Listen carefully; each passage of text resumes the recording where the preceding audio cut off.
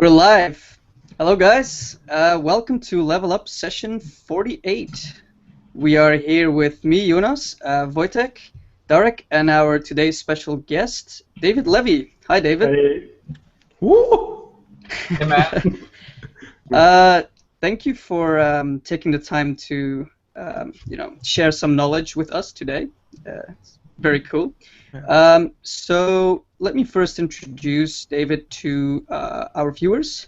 So David Levy is a concept artist and art director who works in entertainment industry. He's worked on some really big films such as Prometheus, Tron Legacy, many more. You can check out his full list on IMDb if you just look for David Levy on IMDb.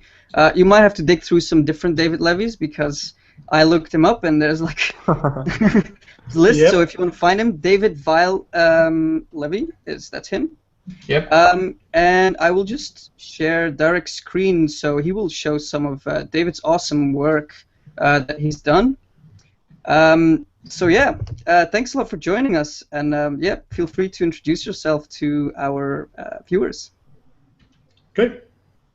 So hello, my name is David Levy. Very glad to be here. I heard a lot about this place, and I've watched quite a few of them too. So very happy to be here. Let's say that originally I come from South France, a little place called, well, it's not really little anymore, but called Montpellier in South France. And I grew up not far from the beach, and I grew up sailing, windsurfing when I was a kid, but I was drawing all the time. And my mom realized that maybe there was something to be done with me, beach bum, and she subscribed me without telling me to an art school. And I went there, passed the test, and from there, I mean, I became an industrial designer and then turned into movies. It's a very, very long story, so I'm sure we're going to have tons of time to tell that story. And so, I mean, I'll follow your questions. But the projects I worked on, I worked mostly in my life for the game industry. I worked for almost 13 years in the game industry. And then I worked in the movie industry. I transitioned maybe 5 years ago. And my first true project in the movie industry was Tron Legacy. And then before that, I worked on Prince of Persia, worked on Assassin's Creed. And for the people that are old like me, I mean, I worked on Turok, Dinosaur Hunter. I worked on NBA Jam as a user interface designer. I worked on and I started in France around the 90s at a company called Cryo, for those who are into prehistorical game design. So that's the rough story, and I'm sure we'll get more into details. But anyway. Well, yeah, if you want, maybe you can tell the people exactly how you started and how you got into this industry in the first place. Did you study something, or did you transition from a different discipline? How did that go? So I'm going to try to paint you the picture of David at 15-year-old, okay? Okay. Loves alcohol, smokes pot, spends his time on the beach. Good start. Windsurfs, and doesn't care about school, doesn't care about parents, doesn't care about life in general. So that's David Levy at 15-year-old. But the one thing that happened is that I was drawing all the time. And to put you back into I mean, I'm pretty old. I mean, compared to you guys, all you guys are like young kids compared to me, I guess. But and young talented kids too, bastards. But so the thing is that at that time, just to put you back into picture, there is no internet. Okay, there's no such thing as internet at all. There is no such thing as art books. You know, art books are very hard to find. And so it's a place where without Google, without looking for stuff on internet, it's very hard to know what you can do as a professional, especially when you don't care about it. You know, I was at a point in my life where I really didn't care about things much anymore. And so what happens? But I was drawing all the time. I was drawing windsurfs, I was drawing sailboats, I was drawing space stuff, you know. But I had nowhere in mind the idea that you could make a living with that especially in France at the time, and still nowadays, I mean, being an artist is really considered as being a bum. It's the same thing. Yeah. If you tell your girlfriend's parents that you're an artist in France, I don't know how it is They're now. like, oh Lord. Exactly. It's like, well, okay, that's great hobby, but what do you do as a job, you know? And my dad was a doctor, and he was completely against art, you know. My mom was working for my dad, you know, at the time, and so I was living in this environment where I was just growing up on my own, on the side, you know, doing the stuff I loved, and was scared about sharing what I could do to my parents. And my mom one day found all these piles of drawings, you know, and she thought, well, maybe there is something to it. Maybe there is something that exists, you know. That's great. So what she did, without telling me, because if she had told me, I would have like escaped and not done it. But without telling me, she subscribed me to an art school in South France. I think now it's called the European Design Institute. By the time it was called La Grande Tourage. It's like basically a campus, you know, in South France. It's really kind of an old, lost school, you know, in the middle of nowhere. It's really nice, actually, a very nice area of France, South France, between the trees, and it's a beautiful place. But she subscribed me to there, and I went there. I was maybe 16, you know. I took a train, and she gave me the tickets, and she said, okay, tomorrow morning, you're taking those train tickets, you're going to a competition, art competition that's in South France, and good luck. And I was terrified. I mean, I had spent all my youth with my buddies, you know, and I didn't travel too much, you know, at that point, you know, and so in some ways I was really afraid to go to an art school, pass a test. I had no clue what this was about, and there was reasons for that, you know. When I got there, there was like 500 students, something like that, passing the test, and they were all talking like, "Oh yeah, I just went and did a test in Paris." I was like, "What the hell am I doing here?" You know, I'm just not made to be here, you know. And I passed the test, and I was looking around me, and everybody was doing different things than I was doing. I was thinking, this is weird, you know. I guess I suck, but I was enjoying the test at the same time. I was like, this is great. I can draw all the time, and that's what I will do all day. And I started realizing there's maybe something interesting in there. And maybe life is not just about drinking alcohol, getting high, and windsurfing. You know, maybe there's more to life. You know, and which there is more to that, just so you know. So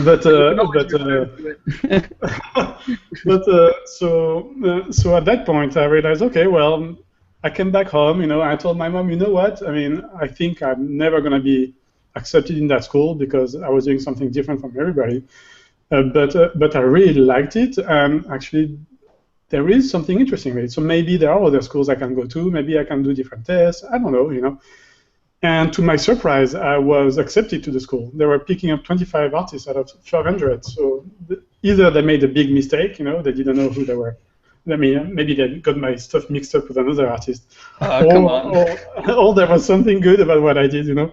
And well, either way, I mean, that changed my life forever because I got into that art school, and I met friends that for the first time, I think, in my life, I felt like I was not like living on an island anymore. I felt like there were other people that were thinking the way I was thinking, that were having the same thought process I was thinking, which when I was at school didn't seem normal for others, I guess. You know, when you are able to focus 5 hours of your life, you know, of the day into drawing, you know, and deep, almost in meditative state.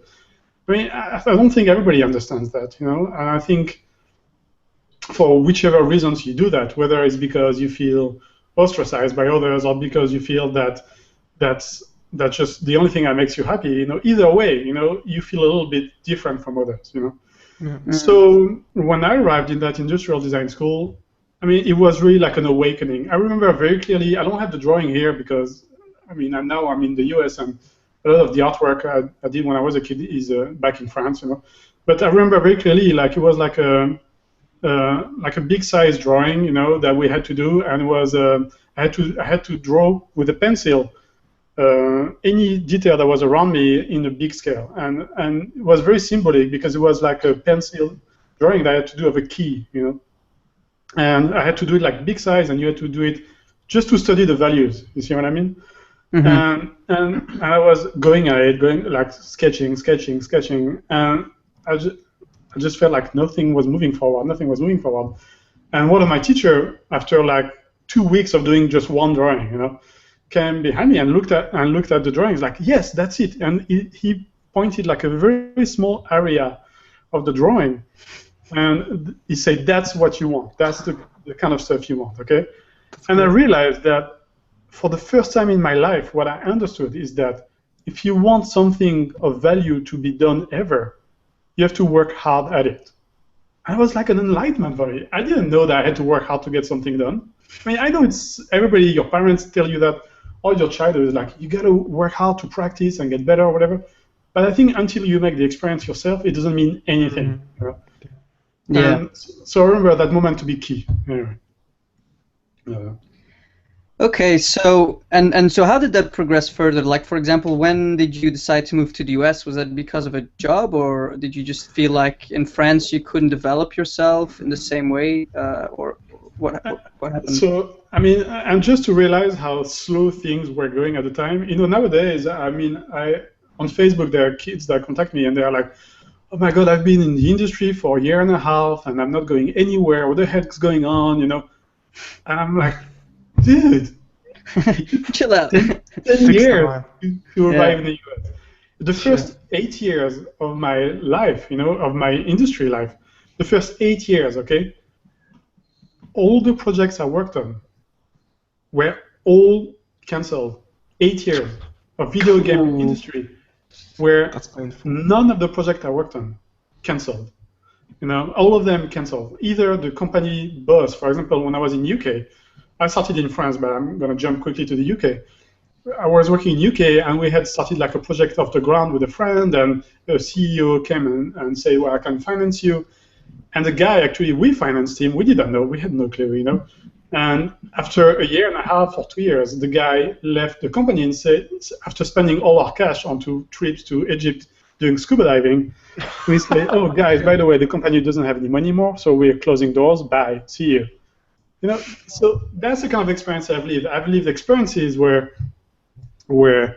one day to the other, the project just closed, the company closed. I mean, I have a good story about that. My first day in London, okay, just to give you an example, is I was working in Paris at the time, and the company I was working for, it was terrible. I was doing everything and nothing. I was doing some concept art, I was doing scanning, I was doing texture work, I was doing, basically, the only thing I didn't do is take the garbage out, And but I think it could have happened, but it didn't, thankfully. But so we decided with a buddy of mine. At the time, I was doing some Amiga and PC demos with some friends. Those demos where you have pixel art and then you have 3D, like in a very limited fashion, and we're trying to make like something look great in a real time, with 60 polygons. I don't know if you remember those times for you, but I mean, if you don't, it's something interesting to look into. And we decided to have a team and make a game demo and go to London, okay? And we did, and the company accepted us, say, yeah, sure, we'll hire you. So I abandoned, so just keep in mind I have 0 francs at the time because there was no euros. I had 0 francs in my bank account. And we say, okay, I'm going to take my car, which at the time was a Renault 5, I don't know if you've seen those. I don't think yeah, I have.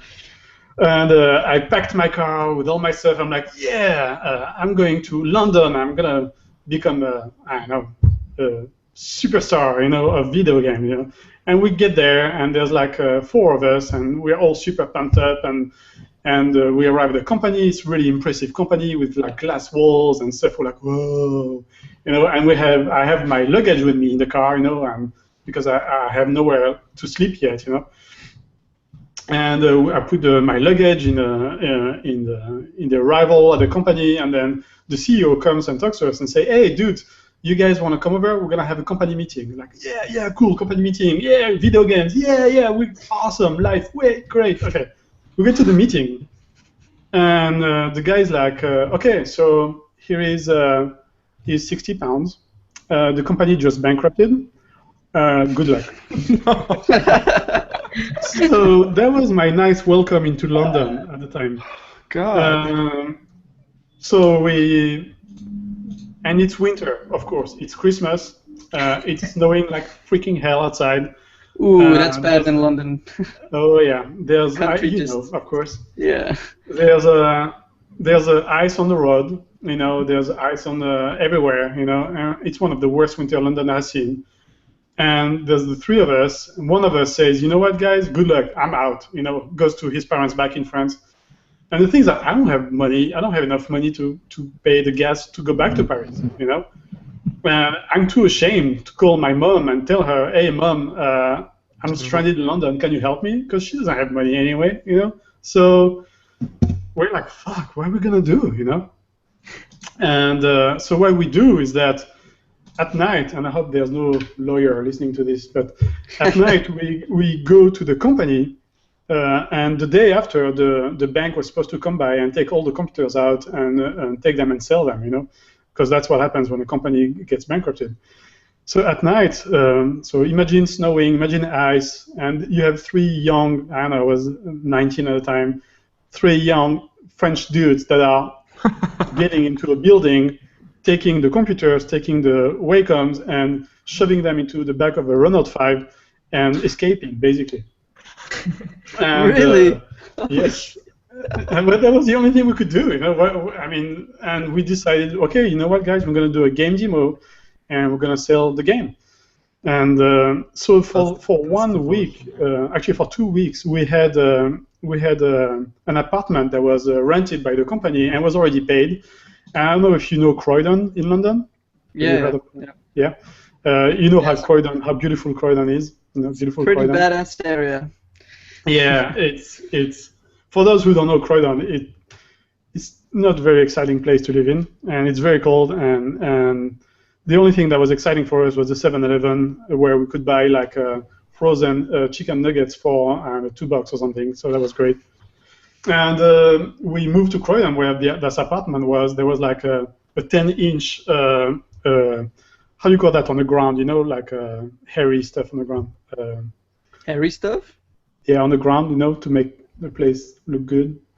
Oh, like a carpet? Carpet. Yeah, thank you. Like a 10-inch orange carpet that was on the ground. That was awesome. Yeah. And we put the computers on the ground, and we did a game demo during Christmas and the holidays, you know. And at 4 in the morning, you know, for the New Year's Eve, we looked at each other with a beer and like, hey, cheers to you, dude. Happy New Year, as we were working on the game demo.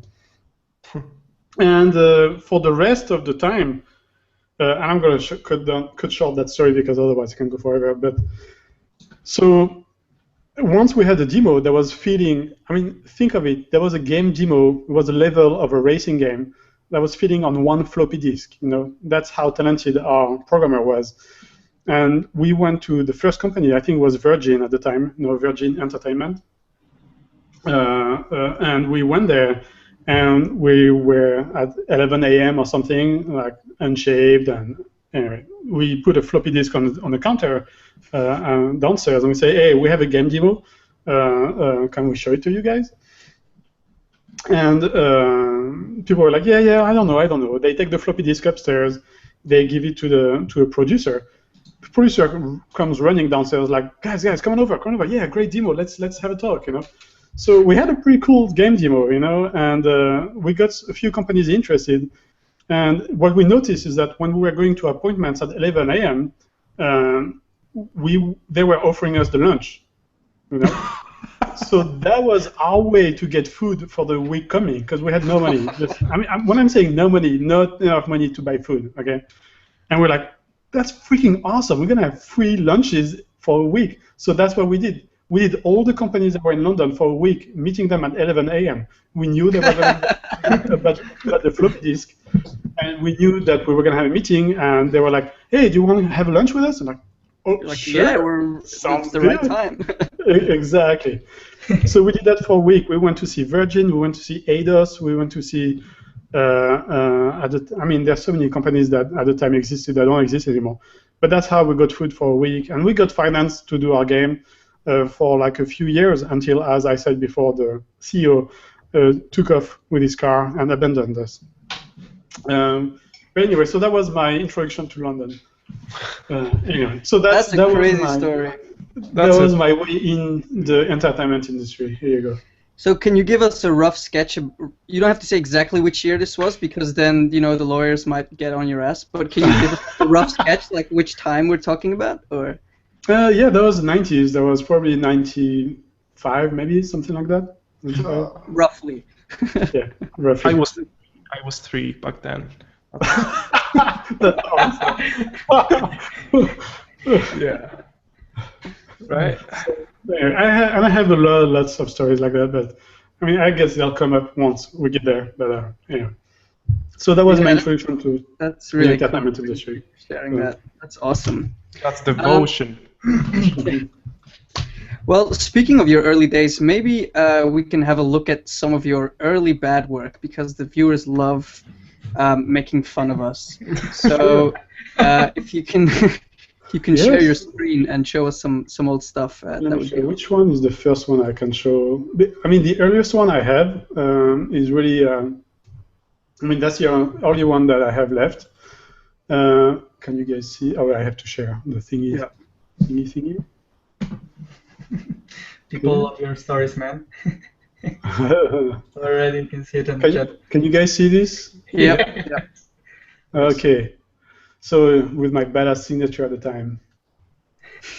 So that image was. You guys can see this? Yeah, we can see it. We can see it. For some reason, I don't see it on the YouTube image. Is it normal? Yeah, because there's like 2 minutes delay. So you can. Got it. Yeah, you can expand the view on your image, so it gets full screen, so people will see it bigger. Yeah, perfect. Okay, here we go. Yeah, I see it now. So this is obviously a very Sid Mead-inspired, Tron-inspired image back. I have no idea what I'm doing here. I have no idea. I don't have any concept of volumes or shapes, but I'm like, this is the best design ever, of course, And but I think at the time I already had a good idea of the stuff I liked, but I had no clue really what I could do with it, So that's one of the drawing I have. This is a sketch I did the first few months I was in design school, when I realized that I really had to practice figure drawing, and characters and poses and stuff like that. So the first image that I showed you was when I was 12-year-old, and this one is more like 17. Okay, so it's a big jump, but that's what I have. And that's right after the story I told you earlier on, where I realized that if I wanted to be good at that work, I was going to have to work hard and practice hard. And I was really inspired. I had no idea where I was going, but I knew that this was the path. And whatever path that was driving me to, I thought, you know what? At some point, something is going to happen. And the thing at that point, I have nothing to lose, I don't have money. I don't have a job. I don't know where I'm going, and I don't know what I can do with it. And I think actually, in some ways, as opposed to now, where why not to start, right? Exactly. And now, in some ways, I have everything to lose. I have a job, I have a family, and I think it creates like a dynamic where you don't take as many risks. But when I was young at that time, I was taking much more risks, Yeah. Go ahead. You have a question? So this is like inspired by your sports times from around then, or? Yeah, I mean, there was that, and also the thing that I have to remind people is that in France, comic book is a huge thing. It's always been, whether it's Belgium or France, there are two countries that really develop a lot of artists just because there's that love for comic books. There are countries where comic books are not really seen as a very high form of art. I think comic books is actually one of the hardest things you can do, because you have to be in some ways a director. You have to take care of everything, basically. Exactly. You have to take care of the framing. You have to take care of the costume design. You have to take care of the coloring, the lighting, the storytelling aspect as well. So I think this is So you've seen or you tried to do a research back in the day, like some documentaries already, or you just draw what you liked in this time, or you just No, in this time I was really just drawing what I liked. The thing is that so where I was going with what I was saying is that the big star at the time, when I'm a kid, is Moebius. Moebius was really, and I think it still is, kind of the core creative soul of artistry in France. Okay, he's done comic books, he's done movies, and he's really an example for everybody in France. And he's done it in a way that's completely original, that's going away from what was comic books at the time, which is Asterix and Obelix, that kind of stuff.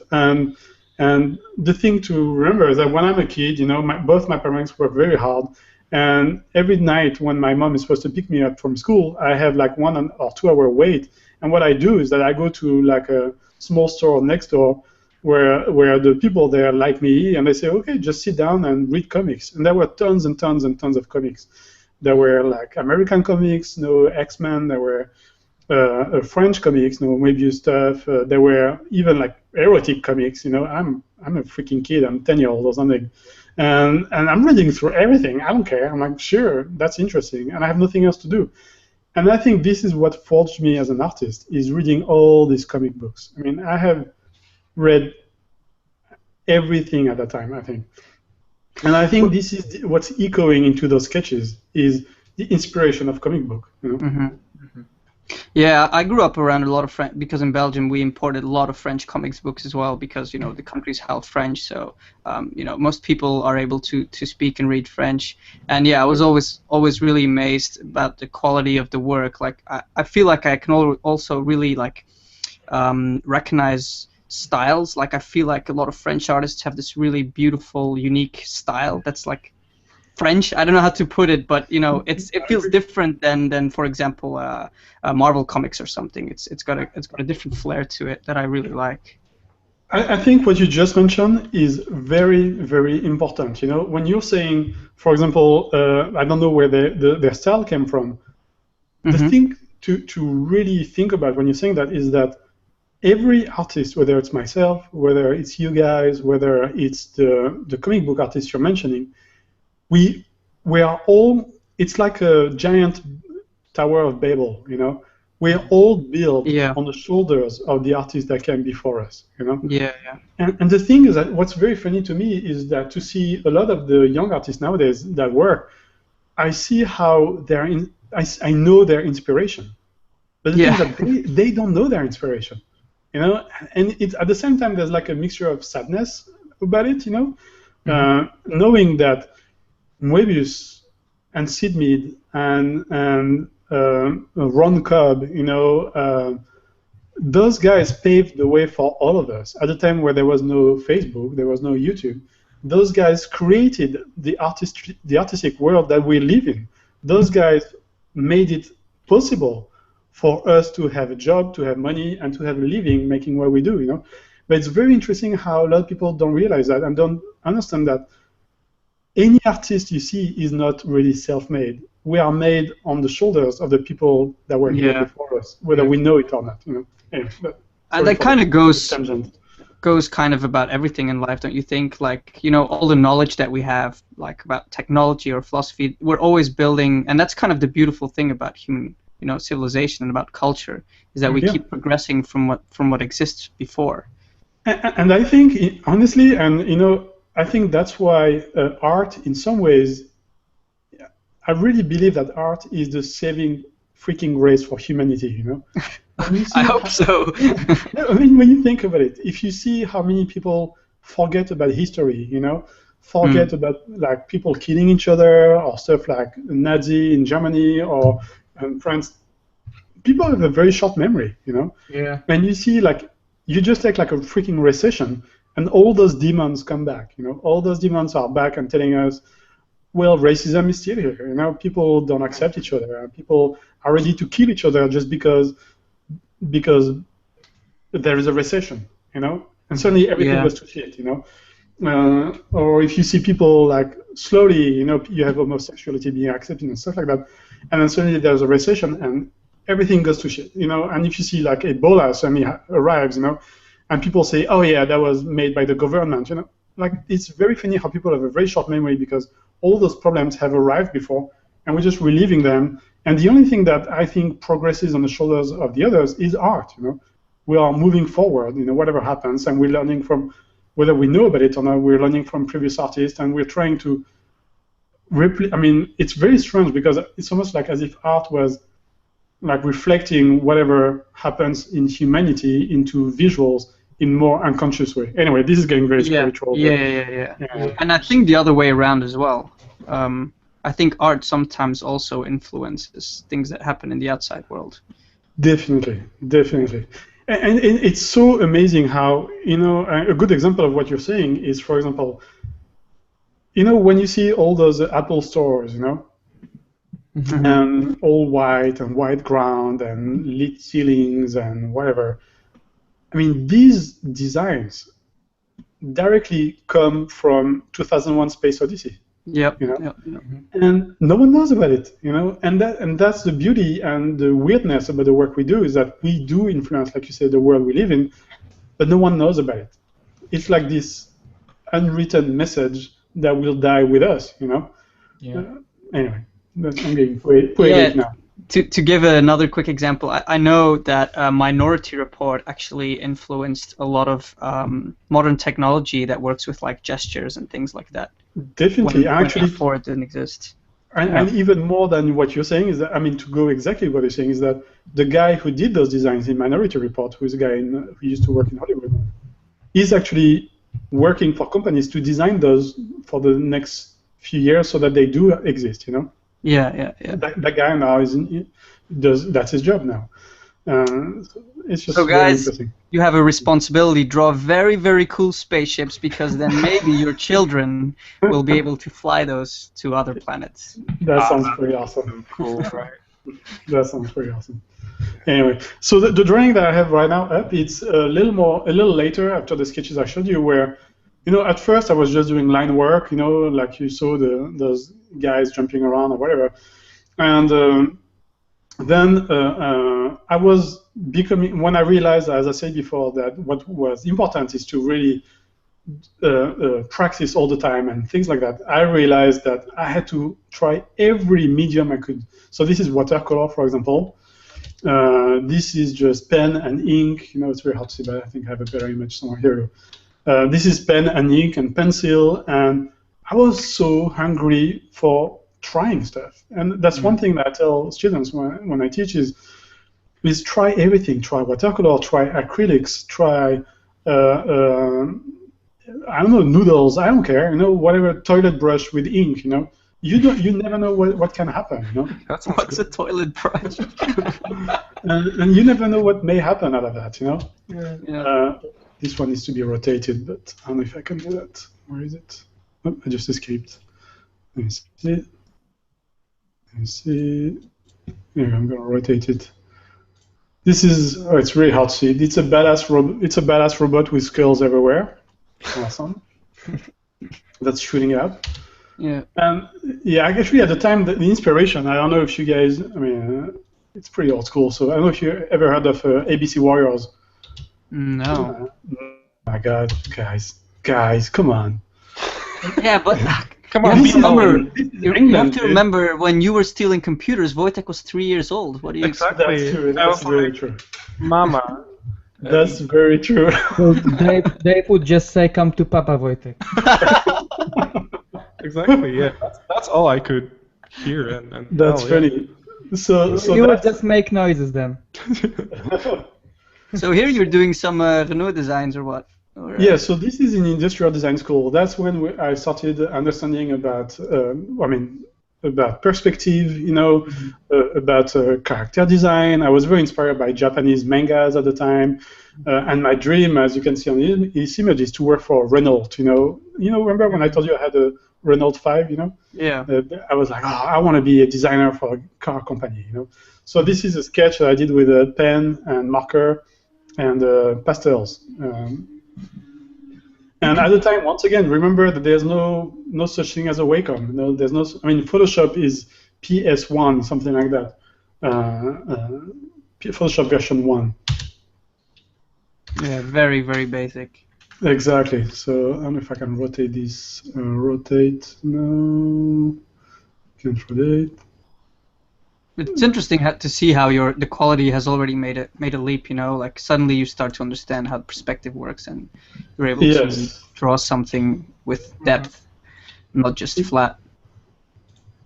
Well, that's the thing. I think perspective is the base of everything, you know, and the other base of everything, which I say is sculpting, which is something that I touched just a little later.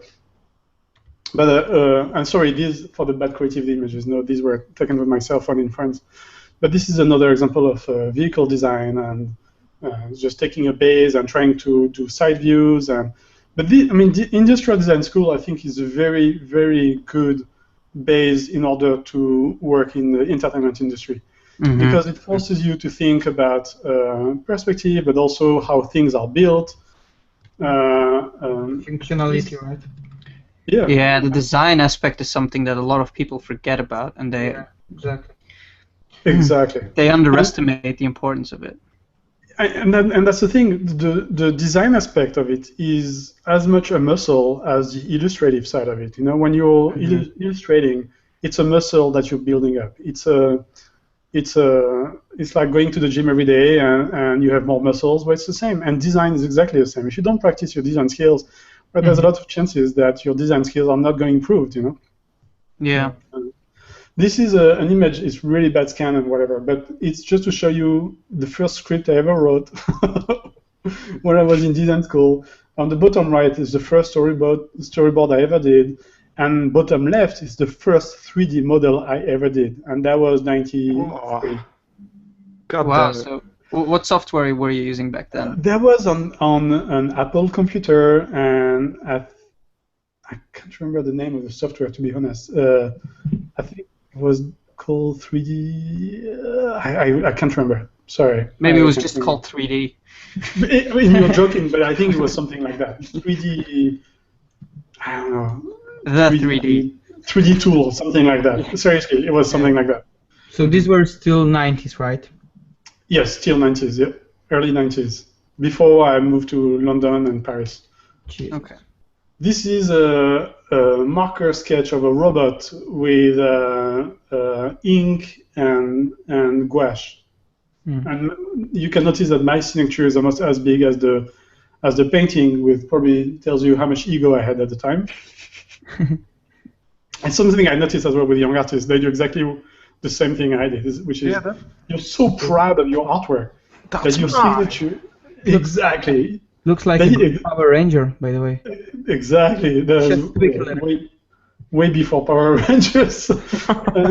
and the idea was that my signature had to be as big as the artwork so people could see it. You know?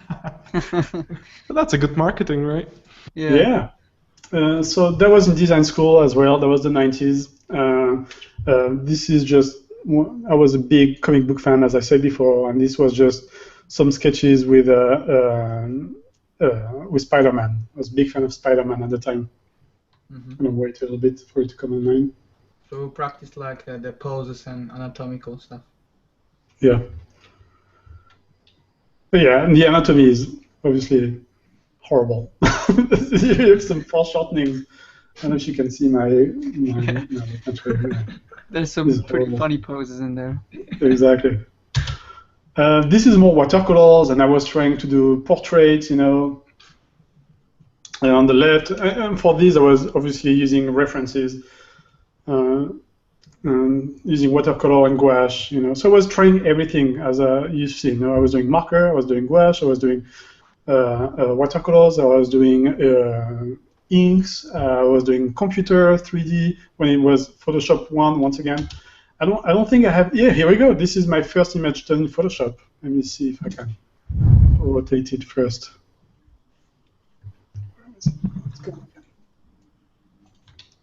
It looks like you were really experimenting with a lot of different stuff to just kind of find your way.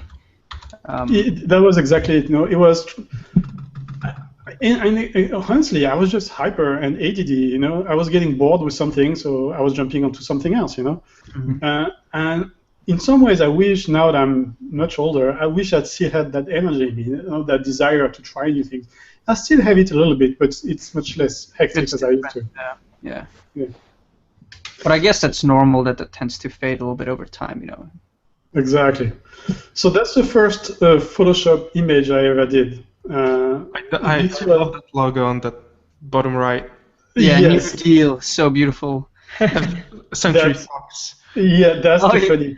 That's the funny thing. So that was the 90s. That was the year I got my diploma in industrial design, and the project. Everybody was at the school were showing projects about toothbrushes or like cars or stuff like that. And at that time, I thought, you know what? I'm gonna make movies. So I'm gonna make a movie as a project. And so I wrote that script. I did those sketches, those costume sketches and stuff, and I did that poster. That was the poster for the movie I had written. It's called To New Deal.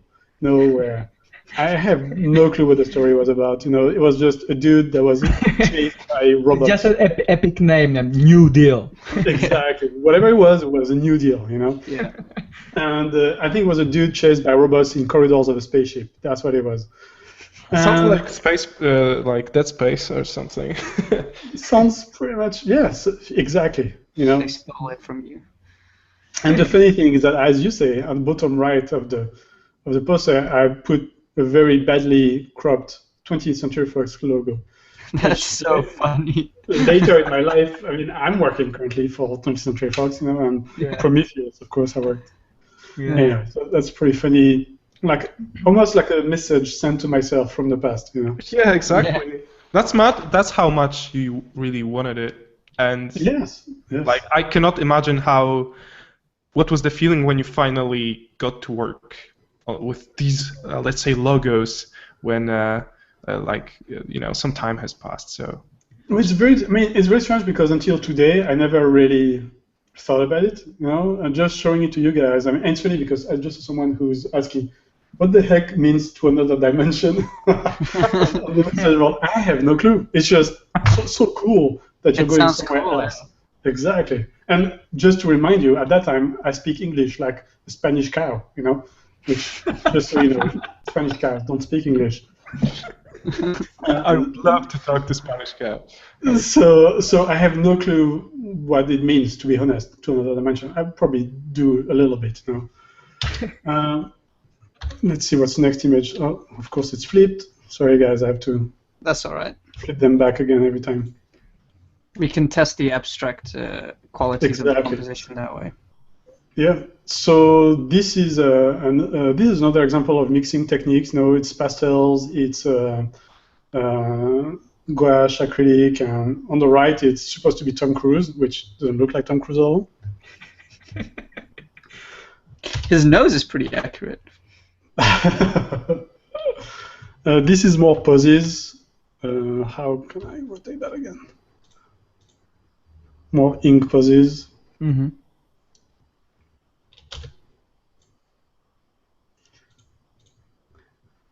I think actually that was for the first game company I worked on. I was sketching poses for animation. Looks a lot better already than the Spider-Man stuff. It's like yes, that was progress. definitely after a few years of progress for sure. Mm-hmm. Yeah. It's really cool that you kept all that stuff. Like now you must be happy that because at the time sometimes you don't value your own work. I totally agree. And the things that, and I'll show. There's a picture I think that shows that, but the way I came across those images is very strange. What happened is that my mom's garage in France. There was a time where my portfolio was in there, and the garage burned down, so a lot of artwork was lost actually. But I had kept a box, and I forgot what was written on the box, but something along the lines of the image is somewhere, but it's basically save for the future, something like that, And my wife and I went to the new garage that we had, and we were just looking through the stuff, and we saw a box, and that looked almost like a message sent to myself by myself many years ago. And we opened the box, and that's all the sketches that you're seeing here. And I had completely forgotten about all this work. So it was really, I mean, I was crying like a little girl looking at all this. I was completely, it was like this weird, very emotional message that was sent by my young self to my old self. Yeah, definitely. If you can hold it up to the success that you now have, you realize that you put through with it, and you actually got somewhere, and none of it was in vain. Exactly. Yeah. So more robots, These were marker robots. So you were always tried also to look a little bit in the future with your designs, and Yeah, you were always more captivated by sci-fi than fantasy, right? Exactly. Oh, definitely. I think one of the reasons is that when I was living in France as a kid, we had, we didn't have internet, of course, so no Netflix or anything like that. But we had 3 movies that was watching in loops, and because that's all we had. There was one movie was 2001: Space Odyssey. Mm-hmm. The other one was Blade Runner. And the third one was a Western movie called Jeremiah Johnson. I advise you, it's not a very well-known movie, but I think it's one of the most beautifully shot movie ever made. It's Jeremiah Johnson, just so you guys know. Okay, and this is the sketches for the poster of the movie I had written at the time. Nice. So the new deal was in the developing phase. Exactly, that was the pre-production of New Deal. Yeah. Awesome. A lot of improvements since the last poster. Exactly. You were much more close to Century Fox then. Yes, I was still 20 years away. This is an interesting one. This is one thing, once again, because we didn't have internet, we didn't have Google or anything. One thing that I was going to videotape rental shops, and I would ask them for the photos that they had that they didn't care anymore for. At the time in videotape shops, stores, they had like photos they were putting on the windows outside just so people would get excited by renting the next movie. Yeah. And this was for Jurassic Park. It's a black and white photo that they had, and I took it and I just made a study with pencils. That's what I did. Yeah. You can see, of course. It's a huge improvement compared to the previous ones. So. This is the same example with. It's really badly damaged by water, but it's a Top Gun. Mm-hmm. Where now you can tell a little more that it's Tom Cruise on the right. Just a little more. This was for a project that was done for the design school for like very low gas emission vehicles. With vehicles that were supposed to drive for miles and miles with just one liter of gas. Mm-hmm. And here I'm using a marker airbrush. Oh yeah. No. Yeah, I really like the look of that. It looks really cool. Yeah. And honestly, guys, I'm really not ashamed to show the. And you see, oh yeah, my signature is a little smaller, just barely. And that's a good one, actually. I have a good story about that, about the signature size. That's my toes here.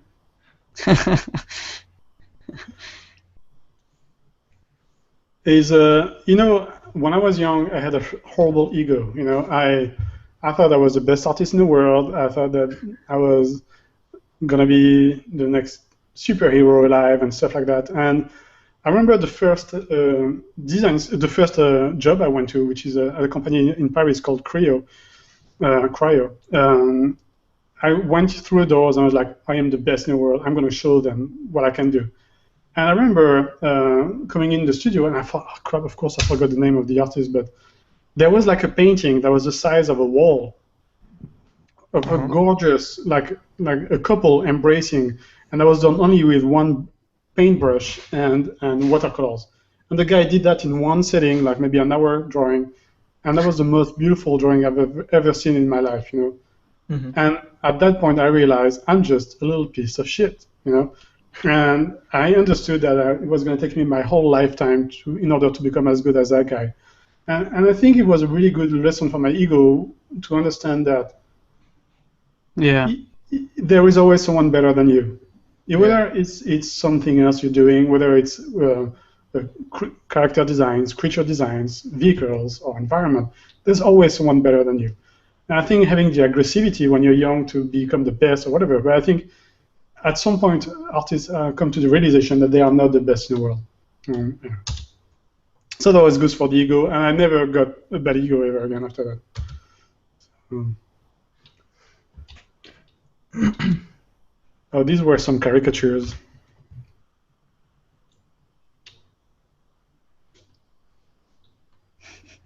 A lot of people in Gdańsk doing that kind of stuff on the street. Yes. Selling it for years, the same pictures. And not only there. Yeah, exactly. But that's the thing that's interesting. I had no clue what I wanted to do, so I was doing everything, everything, and then at some point maybe I'll know what I want to do. So it was very hectic, and it's very strange to see nowadays artists that right from the bat they know what they want to do, they know where they want to get, and I think it's good. At the same time, I wonder if there's not something that they are missing. Maybe they are missing. You mean like a personal journey in a way? Exactly. Yeah. Exactly.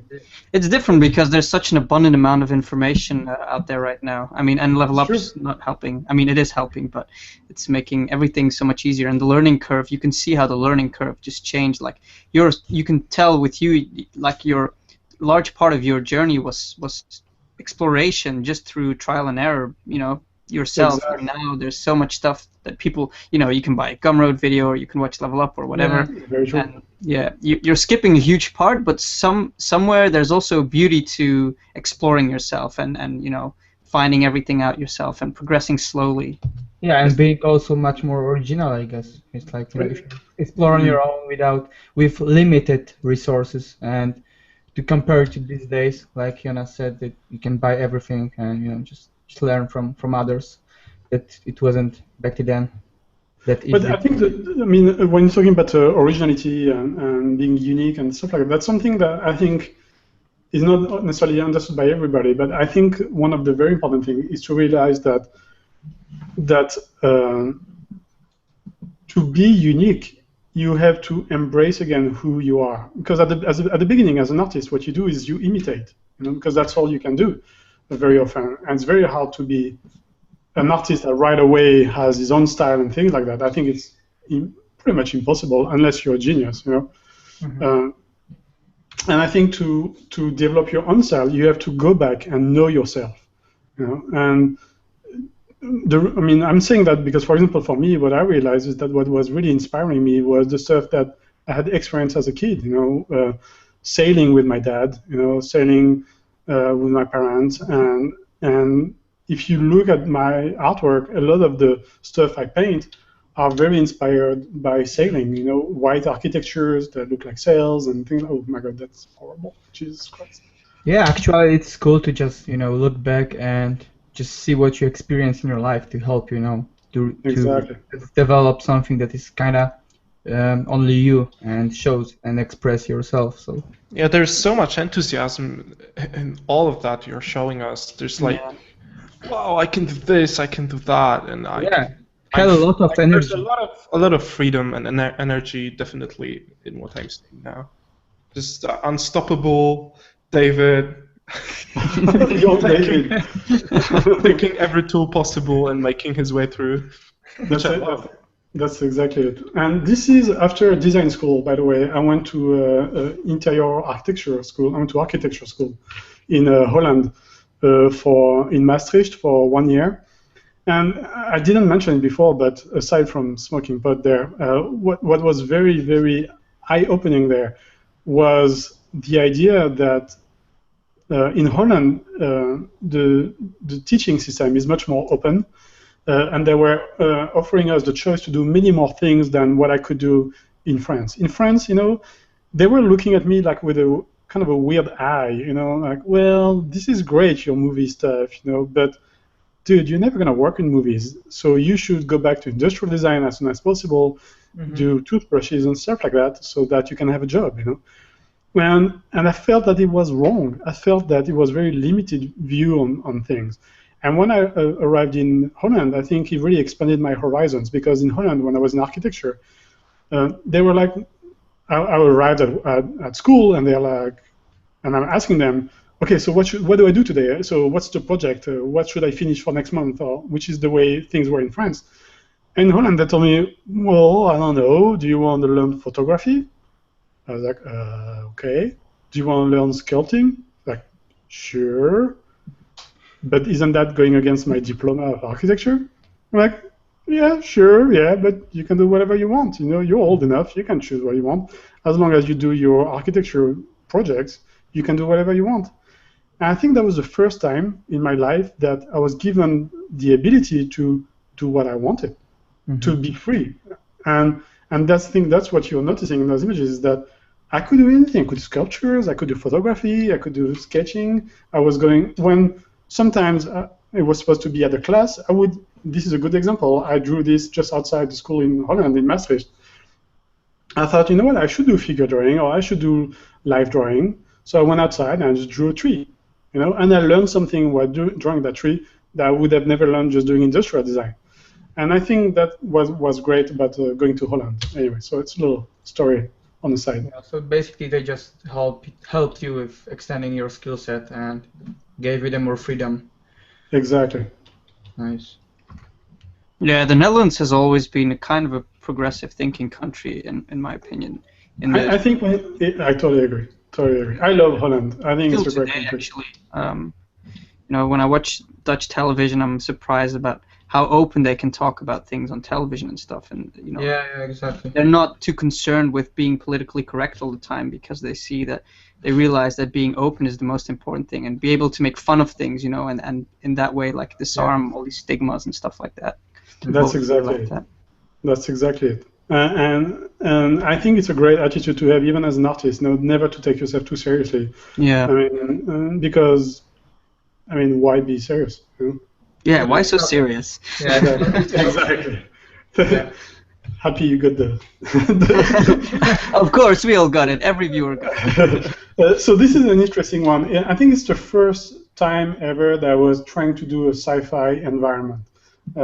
With the little knowledge I had about perspective, which, by the way, perspective is kind of super clunky, but what I was really happy about was I was trying to, in that view, I was trying to not go for one overall look of architecture. I was trying to be different every square inch I was going. And I think when I talk about training a muscle of perspective, or of design, sorry, it's that. It's not do the stuff you're used to do. Always try to do something new and different. I saw the demo by Jama Jorbev, you know, and I thought, I mean, I found a lot of similarities between him and I in the way we're thinking, where I try to give myself violence by doing something that I'm not used to do and see what happens. And I mean, it's hard because sometimes you go into directions that are wrong, you know, and you fail. And do something that's not working, and you get pain for it, you know. But at the same time, sometimes it creates a situation where you are learning something that you don't even know it, but 10 years from now you may use. You know? Yeah. And I had very good examples of that when I was working on Prometheus. When I was working on Prometheus, I remember it was the first project ever where all the stuff that you saw from industrial design and from art school and architecture school, I was forced to go back to this in order to be efficient at my work, because there was so much pressure on that project daily that I had to remember the stuff I had learned in design school. Even though when I was in design school, I was thinking, you know what, I don't care about this. I want to do entertainment stuff, you know. And I realized many years later that it was actually important. All the stuff I had learned there was important, and I used them, every single one of them. It's as if when you are in a position of difficulty and pressure, you are forced to use every scrape bottom of what's left of your brain, you know, and use it, which is a good thing. Mm-hmm. And oh, this is the first 3D model. You saw like a little bit of it early on. This is the render I had done, which I think it took 1 week to render each image. God. Yeah. 1 week. And your computer caught fire. Probably, yeah. Probably. Oh, and this is the box I was telling you about that I found with my wife. Ah, yeah. What's it?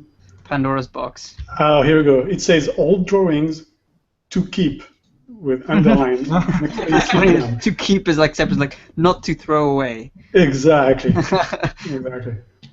Anyway. And that's my wife's foot, actually. Beautiful foot. Oh, and that's me as a kid. I threw it in there. Oh, cool. That was on a trip in Italy. Awesome. Oh, and that was me. That was when I was windsurfing, my windsurfing years. Cool. There you go.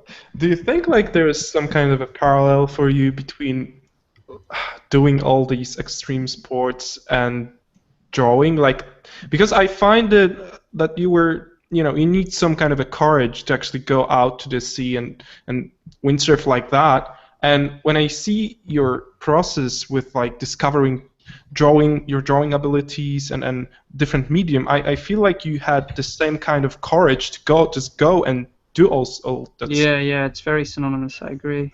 I mean, you're starting to talk about psychology, and I think it's the big hidden beast behind everything that we're talking about, or during those interviews, or everything, is that what drives us to do the things we do.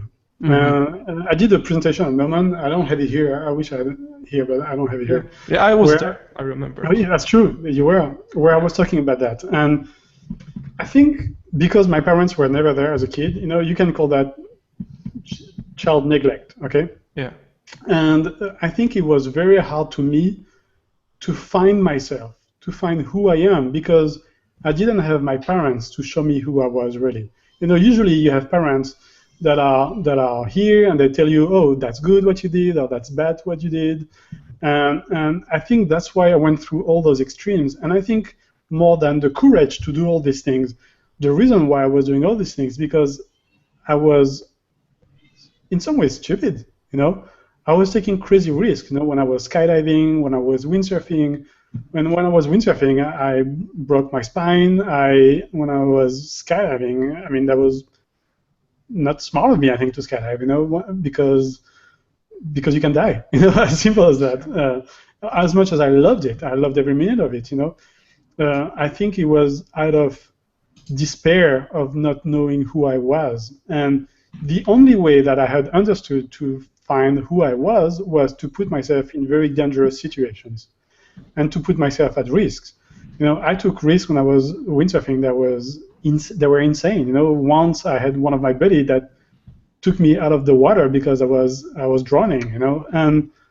And looking back at it, I understand why I did it. And I'm thankful that I did it.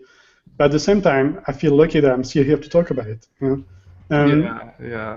I think all the things I did, in the end, were to prove my parents that I did exist, that I was here, that I was worth loving, in some ways, that I was worth caring for, And thankfully, for many years I didn't speak with my dad because my parents divorced, and I had so much anger towards my dad that I was trying to do everything I could, all the stuff that I told you about, trying to build a game company, trying to build a concept art company later, and trying to skydive and trying to show that I was good. I think everything I did all through my life, for the 15, 20 years I did it, was to prove my parents that I did exist, And it did work to some extent, because at some point my dad realized all the work I had done and that I was in the movie industry, which he was a big fan of. He loved movies. He loved the movie industry, and I was in some ways shocked that I was able to get there. Even though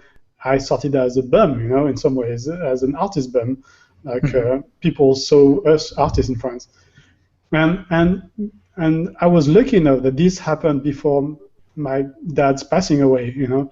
And he realized, and I realized, and I told him that I was sorry for hating him for so many years, and it's just sad that this happened when he was on his deathbed, you know, and we just had enough time, maybe a few years before he passed away, in order to chat about this and for the first time in my life, my dad told me that he loved me, that he cared for me, and I told him the same, you know, but it's so sad that it took me so many years to realize all this, you know, and to say that I was sorry and for him to say that he was sorry. And I think this whole life that I had where I was taking all these risks drove me maybe 25 years later to be able to tell my dad that I loved him despite all the hate I had for him. Anyway, yeah, so it wasn't for nothing. And so at some point you did let go, right?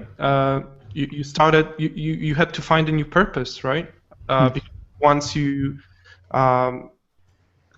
you forgave your father, once your situation was a little bit more you know,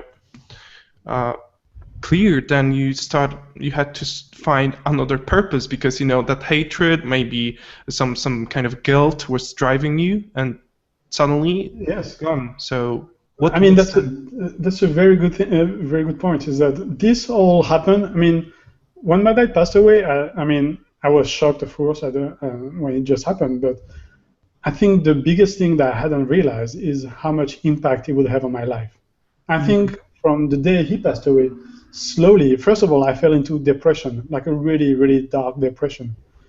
At the time, I was working on Tron, and I think in some ways that depression shows into the work that I did for that movie, where everything was very dark, everything was monochromatic, you know, everything was kind of like a dark weird trip in something very surreal, you know. Yeah. And when I moved on Tron, I was supposed to be on that project for 2 months, and it turned into 2 years. And in many ways, well, first of all, I was completely outside of work. My whole life, I had been, as you saw on all those images, I had been extremely inspired, extremely driven. And like you said, the reason why I was is because I was trying to prove my dad who I was. And then suddenly, when this didn't exist, when you said, like you said, my inspiration outside of work was dead, completely dead. Yeah. Like you know that when you're painting, you're sitting at a computer, and suddenly something comes out and it just flows out of you. You know that feeling? I'm sure you guys know. Yeah. It was gone, completely gone. Like, there was nothing. It's like a dead pipeline of oil that was suddenly tarnished, you know. And the only place where I was inspired, because I think it was the inspiration coming from my boss, you know, the production designer and the director, was on Tron. So all my energy, all my inspiration went into that project, while on the side, my personal inspiration was completely dead. And it's very hard to live that, because when you're used to like a daily flow of inspiration, it's very strange to have it die suddenly. Of course. And to be honest, it's taken me these last 5 years to get back from it, and I'm slowly getting back into it. But it was very, very violent way of finding out why I was creating for all those years. And the one thing that saved me is my wife. You know, I met my wife in Los Angeles, and finally, after so many years of botched up relationships that were horrible because I was not looking for the right thing, I met my wife, and it changed everything. And not only it changed everything, but also she pushed me to get into psychotherapy. And I think a lot of artists and a lot of people paint themselves as heroes that are perfect, that never don't have a flaw or whatever. I can tell you that I have many flaws, and if it wasn't for my case, right? Exactly. And honestly, all artists have their flaws. All artists do this because exactly. Yeah, because being an artist is a struggle, and life is a struggle as well, and there's always going to be ups and downs. And what's interesting is also how you said, like, how your life actually directly influences your art. Completely. Yeah, and the reason why we do it as artists, originally, it's always somewhere unconsciously to please someone. I mean, let's not lie ourselves, you know. We're doing artwork so that people enjoy our work, you know. Whether people know about us doing it or not, it's another matter, you know. But when we want to work so bad on movies, on games, it's because we want to share a piece of us with everybody else so that people can love us, you know? Yeah, I think recognition is one of the, basic human emotions that people forget about. It's not just anger and fear, but being recognized and feeling connected with other people is so important for us. Yeah, giving you additional energy and pump you up to just develop and evolve as an artist, as a person as well. So. Exactly. So yeah. So you started to look for an inspiration, like for true inspiration within you, right? Or somewhere outside, or how does it? It's. I'm still. 5 years later, I'm still battling with some of it. But the way I found inspiration actually was a lot through other people I've worked with. People that inspired me and that showed me like different ways of working, and also the project I started on my own, the short film, which we can talk about later. But that was one of the projects I started working on, which was inspiring to me because people around me were inspired. And so it just opened a new door to me, and not just speaking about my own self, but also about the people I work with, and just opening to the world. I think I had lived in a shell for 20 years where I was just motivated at just being the best and without any compromise. And I think I've learned how to compromise, and I think that's what's the new thing in me. Do you think that without that, maybe a little bit poisonous motivation you had as a kid and then as a adolescent, do you think you would make it? Because that's a really big barrel of fuel. Yeah, that's a really big, and that was really deep within you, and it gave you all that power to draw, to paint, to prove.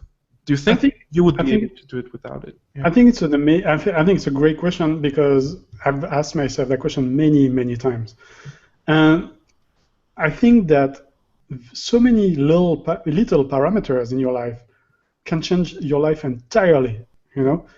I think if let's say I've had the parents that were there every day for me, or I am sure that would have shortened maybe the pain I went through in order to get to where I am, because if you count the years, it took me 15 years to get into the movie industry. And that's a long time, Granted that at the time there was no internet, so it made things more difficult. But I think if I had had a more supportive parents, when I was a young artist, I think I would have gotten to where I am faster. And if not that, I think I would have gotten to what I was supposed to do faster. And maybe it wasn't conceptual. Maybe my choice would have been to, I don't know, maybe I was supposed to be a dentist. Who knows? I don't know. But I've thought a lot about that, where so many parameters can change entirely what your calling is going to be, Mm-hmm. Yeah. I think that's just the interesting thing about life in general, because you can only take one path, and every side road that you take can lead to a different outcome. But that's kind of the beauty of it in a way as well, don't you think? Yeah, no, completely. So I'm showing different artworks there. A lot of these artwork were done when I was at Ubisoft in Montreal. So there are some Prince of Persia, some Assassin's Creed, and I think that was a corner point in my life. There's different branching points as an artist in your life. As I said, people you meet and things like that. So I'm going back a little bit in time before working on movies. I think the person that I met in my life that changed my life entirely, I would say, is Parth, Nicolas Bouvier. Mm-hmm. First of all, he became the most important friend I've ever had in my life, and he became like a source of inspiration, where we started inventing techniques together, and it just exploded. That year that I spent in Montreal really exploded because I met him. And he's my love buddy, I guess, or how you call that in English, where not only I was thankful to meet him and to develop techniques together and things like that, but also what happened, which I am so thankful, is that later on, when I had those very tough years that I mentioned with depression and things like that, he was always there to me as a friend in order to support me. My wife was there, of course, later on, but at the beginning when I was by myself and I felt like, I mean, the world was collapsing around me, he was always there, never gave up on me, and anytime that I had trouble, was always here to talk about struggles with me. So if there is a big thank you I can give him the big thank you, I think, as an inspiration. He was the most inspiring person I've met in my life. So I'm tearing up when I'm saying that, because I hope he's watching, or he'll watch this someday. I don't know if he's watching or not. It doesn't matter really, but I cannot thank him enough for the years and that he helped me. Anyway, sorry guys. Yeah, I think we all have people like that in our lives, and it's really important, like you said, you know, to help you through your struggles. And it doesn't have to be like very dramatic. Like even like on a smaller scale, a lot of people and artists kind of feel a little bit lonely in what they do. You know, like as an artist, you're always often, you know, a lot of artists are often a bit of an outsider as well. So that's one of the reasons why we created Level Up, so that we could, you know, create the sort of community that we can support each other. You know, like we have the hangouts, and people go in there and they meet other people who are like-minded and who, you know, have like the same passion as them, and they can help each other, they can talk to each other and like connect. And you know, I think the boost of morale that other people can give you is so important, because you need to have a positive mind to be able to, you know, live positively. Yes. I mean, that's an excellent point, because I think what started kind of, for me, the mind-opening part of it also started when I discovered internet and the first forums, you know, like Sijun at the time, or I mean, the first forum I went to was created by an artist called Darek. I don't know if you know Tsai or not, but and he was really one of the person that really created that possibility of discussing with other artists and getting help from other artists, you know. And that's when I met Spart actually online, you know. And there was Spart, there was Craig Mullins, there was Dylan Cole, Phil Saunders, you know, all these guys that are now very, very famous people in the industry, were there at the time where I really truly needed it, you know. And anyway. And also the other thing I would say about like meeting with Spart and how it changed my life and everything is that the one thing to keep in mind, you know, very often as artists we're very on our own and we're moving on our own and we're very lonely, like lone wolves or whatever. But the thing to remember is that when you find someone that you're happy to work with, always remember them, always respect them, keep in touch with them. Mm-hmm. Because these, I mean, I never got a job through, how do you call those, headhunters, you know? I never got a job through a headhunter or a company that found me a position in an office. Mm-hmm. All the jobs that I got, all the jobs, was through people I had worked with before. And if you're not a dick, you know, if you're not a douchebag, if you're not someone with an attitude or a huge ego, that's where your next job is going to come from. It's because it's people that you've enjoyed working with. Yeah. Yeah, so never take other people for granted. Yeah. Exactly. Yeah.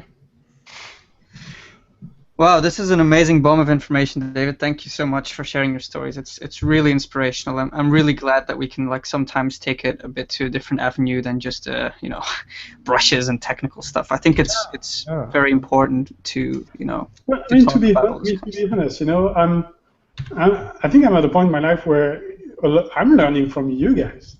Seriously. I'm learning from. I'm very serious. I mean, the young crowd that's coming out now, that's linked on this computer. You know, there's people that I watch as heroes nowadays, even though they're younger. You know. Yeah. For example, I'm just working with John Park. You know, I've just started working with him a few months ago, and he's kind of like the young crowd into an old crew that we are. You know, at work. You know, with there's all the oldish dudes. You know, like Ben Proctor and Dylan Cole and Steve Messing and Fausto Di Martini. I mean, he represents a young crowd like you guys, you know, and I'm learning from them. You know, there's so much that I am learning from you guys, from the demos you are doing, and if there is anything I can give, no more than the technical thing, because on the technical side, you guys are already sharp, you know. If there's one thing I can give, is more on the life side. If I can save you guys time to have a better life, I don't know if I can help with that. Of course. Or to have like a more balanced life, you know, so that you don't do the mistakes I've made, you know, then good, you know. Yeah, it's hugely important, I think. Yeah, Sorry, go ahead. it's awesome to have that kind of session for us, for the younger child, because I really feel like it's also help us to just grow as an artist and as as a person, to grow our personalities, to hear that kind of stories from the papas like you. So yeah. Papa's fine. I like the name. Good. Yeah, it's an inside joke, David. You don't have to. Yeah, It's how we worried. Our level up joke, yeah. But it's awesome to it be inspirational. It's like it's very inspirational session, and I just couldn't find it better. So what's another thing I noticed is that crowds of young artists are including me, in a huge rush that tend to be really, I don't know, it blocks. You mean impatient or? Yeah, impatient to get there, to do more, to push harder. I mean, it's good to some point, to some degree, but looking at your path, like how long and different and colorful it was, no matter what color it was, right? It was just, there was plenty of events that influenced you along the way, and sometimes you just need time. Yeah, sometimes it's about the journey. Life is a journey, so you have to enjoy the journey as well. Don't be too focused on the end goal, because I think this is great because in the end, all young artists that work hard, and we all work hard in order to become the dreams that we have of ourselves and stuff like that. If you work hard enough, at some point, somewhere in your life, you will face a dark moment where you will ask yourself, maybe why am I doing this? Or maybe is it worth it? Or maybe was that what I was always supposed to do? Or am I just following somebody else's path? And I think life will raise those questions for you. Whether you're in a company and everything is comfortable and then suddenly the company closes, like I have experience, it still happens a lot in the industry, and I think life will make sure that you have a journey, Yeah. There's no escaping it, really. Exactly. So it's the work for Tron right now, right? Yes, that's correct. Yeah, really cool stuff. Yeah.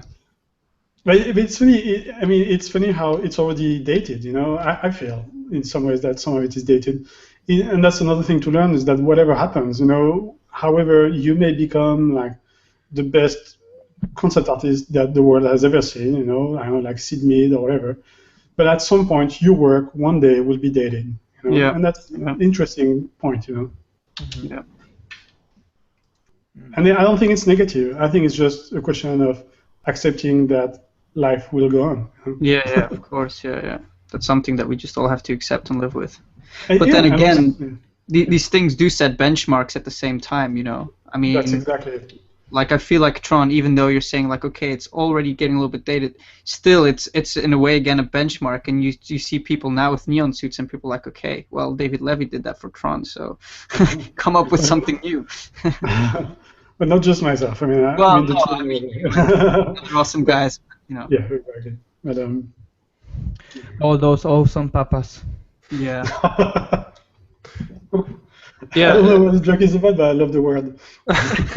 Yeah, definitely Darek with his Polish accent. It sounds so great. Papa. When I'm looking at your Tron work, what really amazes me is the balance between what's known for my eye and visual library and what's abstract. And it's really awesome to see that you really find a balance between like abstract shapes, abstract volumes, make them attractive, but at the same time there's that human element in there that that grounds it. It's really. And I think that's when I was talking earlier on about finding yourself, finding who you are, and I mean I'm gonna go super surreal and I don't know metaphysical or whatever, but I think the only way to find who you are is through fear, and the same goes for art. The only way you're going to find out who you are is by taking risks. And I discovered that actually when we were experimenting with Sparth in Montreal, where we started artworks not anymore with a perspective line and making a wall and making something. The way we started artwork was backward, where we started it with weird shapes and see where that was leading us, And that was only possible because we had learned perspective before, and that's why I'm showing that image. That image just came out of reading the script, and I thought, you know what, I have a very rough idea of what I want, but I have no clue what I want, and I'm going to take the risk, And I just put some shapes together, and I thought, okay, that looks like the thing I just read, and I'm going to develop it. I'm going to put a character in there, and maybe we're in a bar, And I started painting the hair of the girl the same color that I did the floor. I thought white was great because it's a good way when you have indirect light to use the bounce light, as something present. But this would have, and strangely, this inspired the costumes that were in the bar. They looked at the director looked at the white hair and he said, yeah, that's great. Let's do white hair. Looked at the drink, cool, orange drink sounds great. Let's do orange drinks. But that came out of me taking a risk, out of thinking, okay, well, I'm going to do something and see what happens and try to land back on my feet. And that's the only way you will discover who you are, is by taking risks, Yeah, awesome. Yeah, that's a really good point, because people get into their comfort zone, and because earlier you were talking about, so people are so worried with other people accepting or appreciating their work, and so it's very easy to fall into this trap of only doing comfort zone things because it works, and that when you step outside of it you will fail, and then maybe people will be like, ugh. But on the other side, like you just like you just told us, it's very important to actually be able to develop personally and find yourself and find your art. No, exactly. And so I'm showing some stuff from Prometheus now. I think it's not come up on the YouTube screen yet, but will. Did it happen that you worked on an actual set with one of the movies? For instance, at Prometheus, or you were working in studio, and how it went with Prometheus? Maybe can you talk a little bit about it? Yeah, sure. So Prometheus for me was right after Tron, and I got a call from the production designer who asked me if I could come for an interview. And I came for the interview. I talked to the production designer for, I think it was like 3 hours, something like that. And so he grilled me for 3 hours. But at the same time, the guy was great, and it was a great experience. And for me, it was really a dream come true. I mean, I consider, Prometheus in some ways to be the crowning achievement of my whole life, where I was suddenly sitting at the desk, and right next to me, Ridley Scott was chatting with me, and I grew up watching videotape of Alien, of Alien and Blade Runner, and suddenly there's that guy sitting next to me, and it's awesome. He's joking around, and I'm like, what the hell is going on? And it's a completely surreal moment where you're starting to think, is life real or not? Was it always planned to be? It's a very strange moment, And then the day after, it just becomes another job, and you're just trying to do the best you can, and that's it, But it was a very surreal moment at first, and then there was so much pressure in that work that it was just about making sure that I would finish the job on time and do the images on time and make sure they were good enough. And anyway, so did you have the lot of artistic freedom? The design sense that you come up with, it was mostly from you. It's like, or is it like some stiff guidelines from Ridley working on it? No, at the beginning, I think because it was the first science fiction movie that the production designer had done, there was a lot of pressure and tension to do the right thing, to do the correct thing. There was a lot of driving and micromanaging happening, but I think it's fair enough, at the beginning of a project, that when there's pressure to make sure that the project gets greenlit and stuff like that, it makes sense that it does happen. But at some point, the production kind of divided in two. Part of it went to London, and part of us stayed in Los Angeles with Ridley Scott.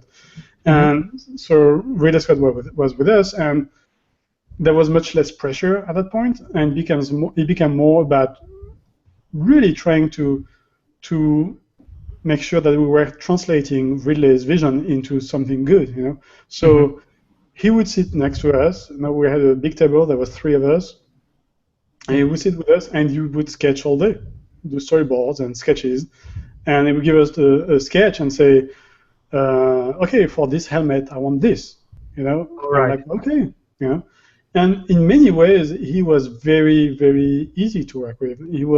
He's one of us. You know, he came from art schools. He's a very sweet person. He's very understanding of what it takes to do something good, and he's very hands-off in many ways. Now, he would show us the drawing and say, "Okay, that's the shape I want. How do you feel about it?" And I go, "Sure, yeah, whatever you say," you know. And it was more a question of mutual respect, you know. I knew who he was. I knew the monument he is, and I would have never doubted him 1 second, you know. So it's not even a question of did I have freedom or not. It's more a question of I had a huge honor to work with him, and I was just going to make sure that I would do the best work with the best attitude I could have in order to make sure that I had his vision right. Now, when you're working on a project, on a movie or a game or whatever, it's somebody else's vision, you know. I bring my training, my practice, maybe some of my talent to it, but I'm trying to display the best vision that the director has, you know. So it's probably also the biggest difference that you have comparing to your own ideas, your own idea movie, like which is Plug, for instance, right? That you have like control over quite everything because you come up with it, and you can just develop it with with other contributors that you had on the movie. So yeah, no, exactly. And actually, someone mentioning Kristen Benson is asking if it was Ridley Scott who committed suicide or Tony Scott. No, it was Tony Scott. And that was another surreal moment, actually, because we were working in Tony Scott's office for the whole production. And so we would see him every day, and the nicest dude in the world, you know. And I just talked earlier about depression and things like that, and I can totally get what the guy probably went through, you know. And it's sad that someone like Tony Scott, you know, who did Top Gun and a bunch of other amazing movies, you know, it's sad that he wasn't able to find either the right person around him or the right support, you know, whether it's therapy or whatever, in order to save his soul, you know. And it was very strange because a few days after he died, you know, my wife and I went on a trip to an island of Los Angeles, and we parked underneath the place he jumped from, you know. So that was kind of weird, and it was just very sad, you know. Yeah. So, guys, if any of you feel bad or down as an artist, go find your buddies and talk to them, you know. Yeah. And I actually just kind of want to touch quickly on something that you were saying before, that you were working directly with the director. I think that's really, really great and probably a pretty rare experience. I mean, definitely as far as I know, because, you know, a lot of times when you're working on these films, there's this huge pipeline that you have to go through as a concept artist, and there's all this filtering and all these egos and other people who are involved who are trying to sort of force their ideas on it. And being able to sit down with Ridley directly and communicate ideas is just amazing. I mean, you hit the nail on the head, really, because different directors are different, okay? And if there's any production designer listening to me right now, don't feel insecure and bring the concept artist to talk with the director. Yeah. It is the best way to do the best work. I mean, and save more money. Yeah, definitely. And especially, I mean, I know some of you guys work at MPC. I mean, when you go through visual effects companies, I'm not saying it's MPC, I've never worked there, so I cannot judge for them at all, you know, so I'm not going to comment negatively on any company, but I have worked for VFX companies before, and very often there is a completely filtered down process where it's like, you know, you're talking to someone's ear and you're saying, hey, the yellow cat is gonna jump onto the red cow, okay? And it gets filtered down through people, and at the end, the message turns into the yellow monkey is raping the white fly, you know? And yeah, but it's true. What is going on? Yeah.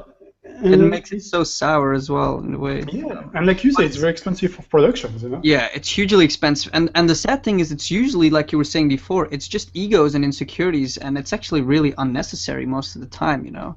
And for us, definitely as concept artists, because we love art so much, it's hugely frustrating because we don't care about all that stuff. We just want to make good things.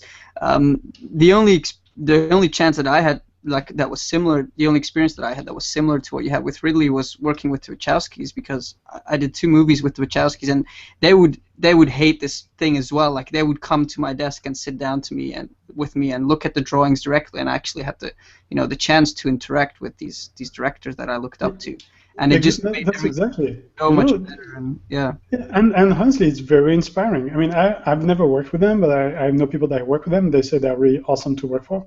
But that's it. I mean, I'm like any artist. I'm a fanboy.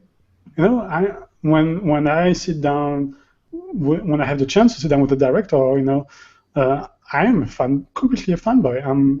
I'm so happy, and it gets me so pumped up. You know, it gives me chills, and I'm like, I'm gonna do the best work possible. You know, and when you don't have that interaction, I think it's very sad. You know? It influences your work, actually, the quality of your work as well. Completely. Yeah. All right. So do you? I want. Go ahead. Sorry, John. go ahead. No, go ahead. So you told us about kind of jumping into the big productions, or the movies or the games. Do you have any specific preparation that you usually do before jumping on it? Or you just go with the flow and do researches. Well, every production is different. You know, most of the time, very often, you'll know nothing about the project until you jump in a meeting with the production designer and/or the director. So most of the preparation you can do is through your own experience, and practice. So that's why I would say, and that's something that no one tells you. You know, when you're jumping on a project, there is so much pressure sometimes that you will function only at 1/3 of your abilities, because it takes time to ramp up, because it takes time to get used to the project and things like that, and you're under the pressure of being efficient, or you get kicked out. It's not like a company where you're salaried. The movie industry is ruthless. Either your work is good right away, or you're fired. And you couldn't be fired 2 days into the project. I've seen it happen, and so you're under that huge pressure. And when you're under huge pressure, and same goes when you're doing live demos, it's very hard to be as good as when you're relaxed at home, in your underwear and sipping a coffee. Yeah. And you have restrictions as well. You have a brief. It's not like you can just paint whatever the hell you want. Yeah, because that makes it a lot easier as well. Following a brief is much harder than just doing whatever you want. Because when you do your own stuff, you tend to, cut corners, to hide whatever you're bad at. But when you're working on a production, you're doing someone else's vision, so you don't have that chance. So you have to face your weaknesses in a way. Yeah. Exactly. I think this is so important what you're saying. I think a lot of people don't realize that. They're like, well, yeah, I'm the badass online or whatever, and then when you get into production, some people just completely collapse because they can't do it. They cannot do somebody else's idea. And it's a thing to remember. You're not here to do your idea necessarily. You're infusing your artwork, sure, but most of the time you're here to respond to somebody else's idea. And how your ego is going to react to it is going to depend on if you're going to have the next job or not. I mean, if you act like an asshole during a production, I can assure you're not going to get a callback. Yeah. People get blacklisted. It happens. Very, very easily, And word goes around quickly. It's a small industry. So. Exactly, big names. Let's say, for example, I'm giving an example that I've seen happen, okay? I'm not going to give any names or whatever, but let's say you're selling your stuff on Gumroad, for example, okay, and you're working in a production, and in that production, you're learning things from other people that are willing to give you tips and things like that. And one day later, you're doing a Gumroad about that technique, okay? Yeah. I mean, I'm not supposed to tell you that, okay? Yeah. But that's a douche move. Yeah. Don't do yeah, it. Of course. Yeah. Don't do it. You know, you're learning things from others. The minimum respect you should do is just accept the fact that you learned something, and it's not necessarily yours first to give to other people right away. Be patient, you know. And people, I think, for fame are ready to do anything, you know. And that's one thing that's extremely sensitive in the movie industry. For example, let's say, I mean, there's been people that are working on a very big project, and they're posting some work online. I mean, I can tell you right away, you will be fired the next day. Yeah. And weirdly, I mean, I'm going to tell you, I'm very honestly, I think there are many, many artists that are way more talented than me on this planet. Many, many, many. But maybe I get jobs because I'm reliable and I'm not necessarily a douchebag all the time. You know, I can be an idiot, but not all the time. And We all are. We all no, are. and I think exactly. I mean, no one's perfect, but I think I get jobs because I'm easy to work with and I'm professional.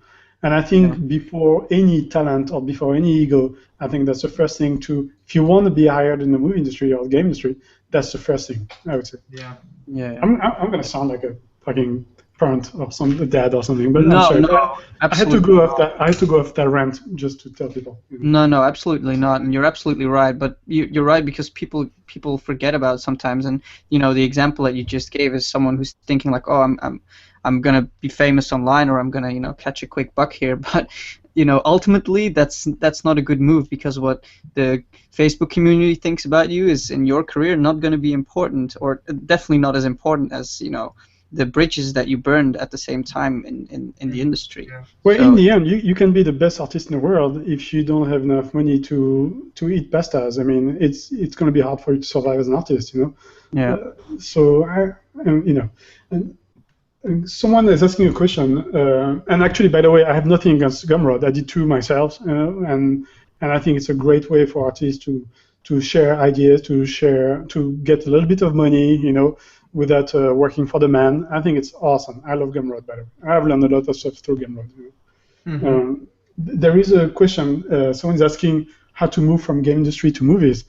I think it's really, there's something that I can't negate is the chance aspect to the whole thing about being a concept artist. Being a concept artist is about showing yourself, and I think, before there used to be CG Hub, and now there's like ArtStation and other websites, or Level Up, as well, is you will get jobs by gaining exposure. There's no doubt about that. If someone sees your job and like what you're doing, you will get hired. I think my website, at the time that I did my website, very few artists had websites. And I think that's what luckily got me into the movie industry and working on a big project. Even if it's a game project, movie industry doesn't care. If you're good, you're good, But if you're working on a big game, it's going to raise your chances to get people to see your work, So there's a part of chance into getting a game or a movie industry project. And honestly, I don't think game and movies are better than the other. I think they are very different industries, and they offer different things. Yeah. David, can we talk a little bit about Plug? Sure. Yeah. So, Plug is another one of these stories where where I took insane risks again. At the time, I didn't have a family, didn't have a wife, I was single. So I decided to pour all my money that I had saved into a project. And I'm not crazy, I still had some money left aside, But I poured all my energy, all my money into, I thought, for once in my life, I'm going to do my own project. And whether it was smart for me to do it is another question. We could discuss that in a few years.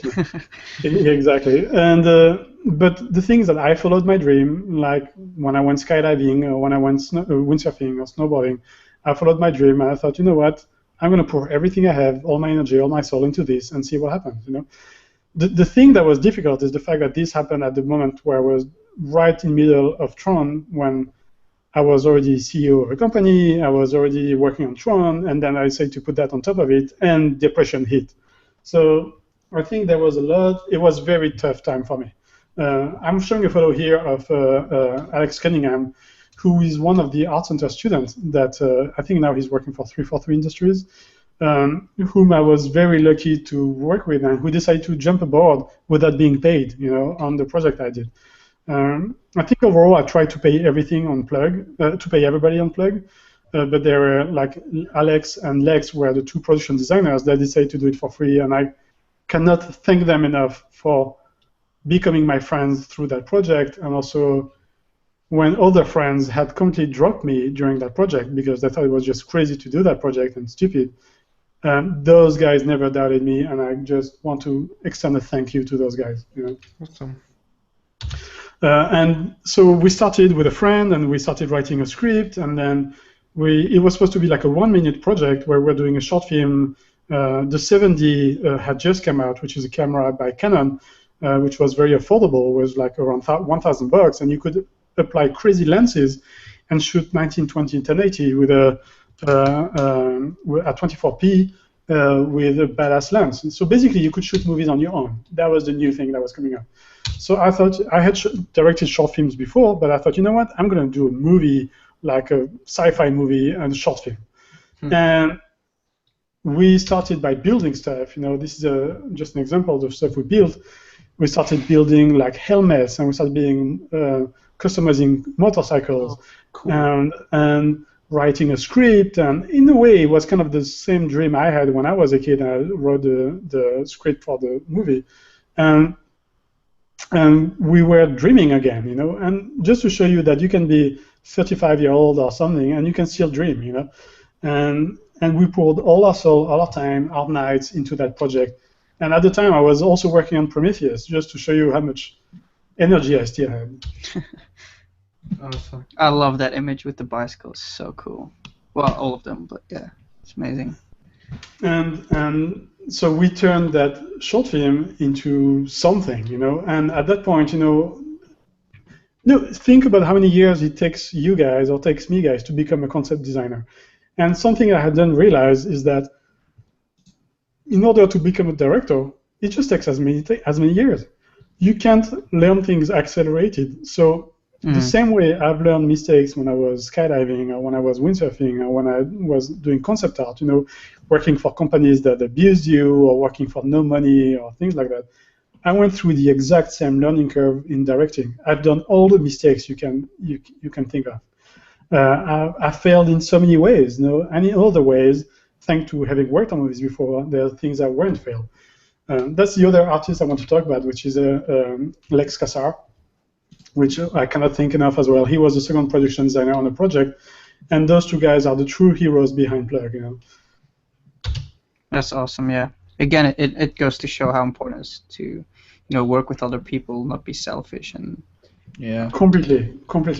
And as you know, you build up, level up with friendships and people you were with, and that's what created where you guys are today. I'm sure that's helped world you. Famous. Exactly. Well, they were famous, and that's probably how you got jobs and stuff like that. I don't know exactly your stories, your life stories, but I'm sure that was part of. Yeah, that was a big part of us. Yeah, exactly. Definitely helped with everything. So. Yeah, meeting all the all of your inspirations, idols, like talking to them, it's really influencing, and being able to transfer their knowledge to people. It's just a priceless experience. Yeah, and from them even it's like just learn every session, I guess, and not only in terms of techniques, in terms of art, in terms of everything. So it's awesome to meet. And the other thing I can say is, when you meet with friends and things like that, it's like a rock band. There are times where you're learning something, and then like a rock band, maybe there's different egos, different desires, and people change and things like that. And there may be times where it's very hard to work with your friends. Yeah. And maybe times where it's not going to work anymore, where maybe it's time for everybody to move on to different directions. And that's part of the learning too, and it's very painful, having fallouts with friends. I've had those, and I have no ill feelings for those friends and things like that. But just so you know, I mean, that's going to be part of you learning to be an artist. There are people you're going to work with and it's going to work great, and other people where it's not going to work great, and you're going to learn from that too, Mm-hmm. Yeah, definitely. And that's part of the growing up as an artist. Yeah. I love those helmets, by the way. Awesome. And so plug, I mean, this is a shot that I haven't shown anybody yet. It's one of the VFX shots that I worked on with a friend of mine, animator. But plug, it's funny how when the first teasers came out, that was like 3 years ago. And then I thought the project was going to be finished like 3 months later, And so many horrible things happened during that process where the guy who was supposed to do the VFX with us, his family got close to a divorce, so basically it jumped out the project. And a lot of people think that once you're on a project, okay, well, it's going to keep going by itself, and it didn't, And so for a year, following the depression and stuff like that, I couldn't work on a project because I was on my own, and no one was here to help me anymore, and I had to finish the project by myself. So I had that hard drive of data that was there, and it was like a big mess, and I had to get help for the editing, and I knew nothing about VFX, doing VFX, Mm-hmm. And because I knew nothing about doing VFX, and the VFX supervisor just dumped the project, I had to learn by myself. So what I did is that I went online and I went to YouTube. I started learning After Effects. I started learning Premiere. And thank God for Andrew Kramer. Thank God for Andrew Kramer. I cannot thank him enough for the tutorial that he's done. He saved my ass, and he saved that project. Same here. If it wasn't for him, I would have never finished that short film. Wow. And the short film, I mean, it took me basically a year and a half coming back from work and learning how to do tracking, learning how to do compositing, learning how to do matte paintings. I didn't know how to do matte paintings. I'm a concept artist, And all through the 1 year and a half that I had left, I learned all these things, and I don't know how many 100 shots there is in Plug that are VFX shots, but I did them one by myself. Then I had help from another friend that I paid to do like a few gunshots, And then, thank God, I had a friend in Austin, in Texas, that I had met before that did the animation for me. But otherwise, I mean, it was like a grueling process. And the things like any other project, it has aged, and I tried to adapt to the fact that it aged. And so it was, at the same time, it was a real nightmare, And at the same time, it really, once again, it was like a huge learning experience. And the other thing that was tough is because I was working on VFX on my short film, I wasn't doing concept art aside like I used to anymore, And you know how much practice it takes to keep your art up, and of quality. And I was seeing my quality kind of going down in concept art as my quality was going up in VFX, but I'm not a VFX guy. I wasn't making any money with that. So anyways, I'm still ranting. I think I had too much coffee, guys. No, you're not ranting. It's all really, really great stuff. Yeah, really cool. When can we? I'm not going to say when can we expect. What does the future look like for Plug? Well, Plug is going to come out next week after the Nomon event. We have a Nomon event next week on Saturday. Awesome. Is it wrapped up, or are you doing late nights the following week? Well, it's a mixture of both. Okay. But the short film is finished, so that's done. Okay. But it's more about like trying to get people excited about the project, doing the marketing. I'm learning through that too, sending T-shirts to people, that and stuff like that. But honestly, right now, I have no idea what's going to come out of it. I don't know. I have no perspective on the project itself. It is what it is. It's a short film. I think it kind of makes sense, so that's the most important. And after that, my wife, my daughter, and I are going on a vacation for 10 days because I haven't had a life in 3 years. And whatever happens, happens to it. The only thing I can ask is please people share it online. There's just, if it's not for me, just for the people that worked on it and I gave their souls and nighttime working on it, just help us sharing it online, and that's all. And whatever happens, happens. You know? We will definitely do that, and I think the viewers will do that as well. I mean, you've sacrificed your time here now to tell us about your experience, and that's the least that we can give you back, I think. Well, thank you for the interview anyway. You know? Oh no, we have to thank you, but we're not there yet. Yeah, really cool. So, is there anywhere we can send the people if they want to stay up to date with Plug or what's going on, or sure. see some more stuff? Can I type some? Can I throw a link into the chat? I guess I can. Yeah, I think you have to leave out the www because I think otherwise YouTube will block it. Got it. Is it on your website, right? With Plug. Yeah. So so that's my website, and then is that one. Yeah, so guys, just follow the link, and if you're not watching this live because these comments don't tend to show up under the video anymore, YouTube changed it. Just go to vyle-art.com. That's Vyle, VYLE-art.com. That's David's site. It's also in the description of this video. Yeah, and I also plugged it and posted it in an event page on our. Yeah, so yeah, you will find. There. You can check out the Plug Facebook page as well and stay up to date with what's going on. Yeah. I'm gonna show my face again for a minute.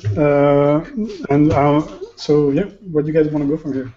Well, we're 2 hours in. It's been really amazing. If you want to round up the session, we can stop here. If you feel like going a little bit longer, maybe we can have a look at the PSD that we talked about. Yeah, I was gonna say maybe since I haven't shown anything, I can show a PSD. Yeah, that would be cool. Yeah, sounds great.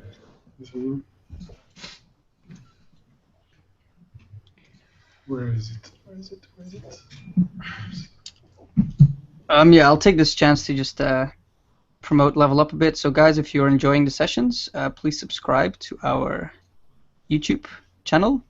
Join the group on Facebook. Follow David. Follow Darek. Follow Wojtek. Follow me. Of course.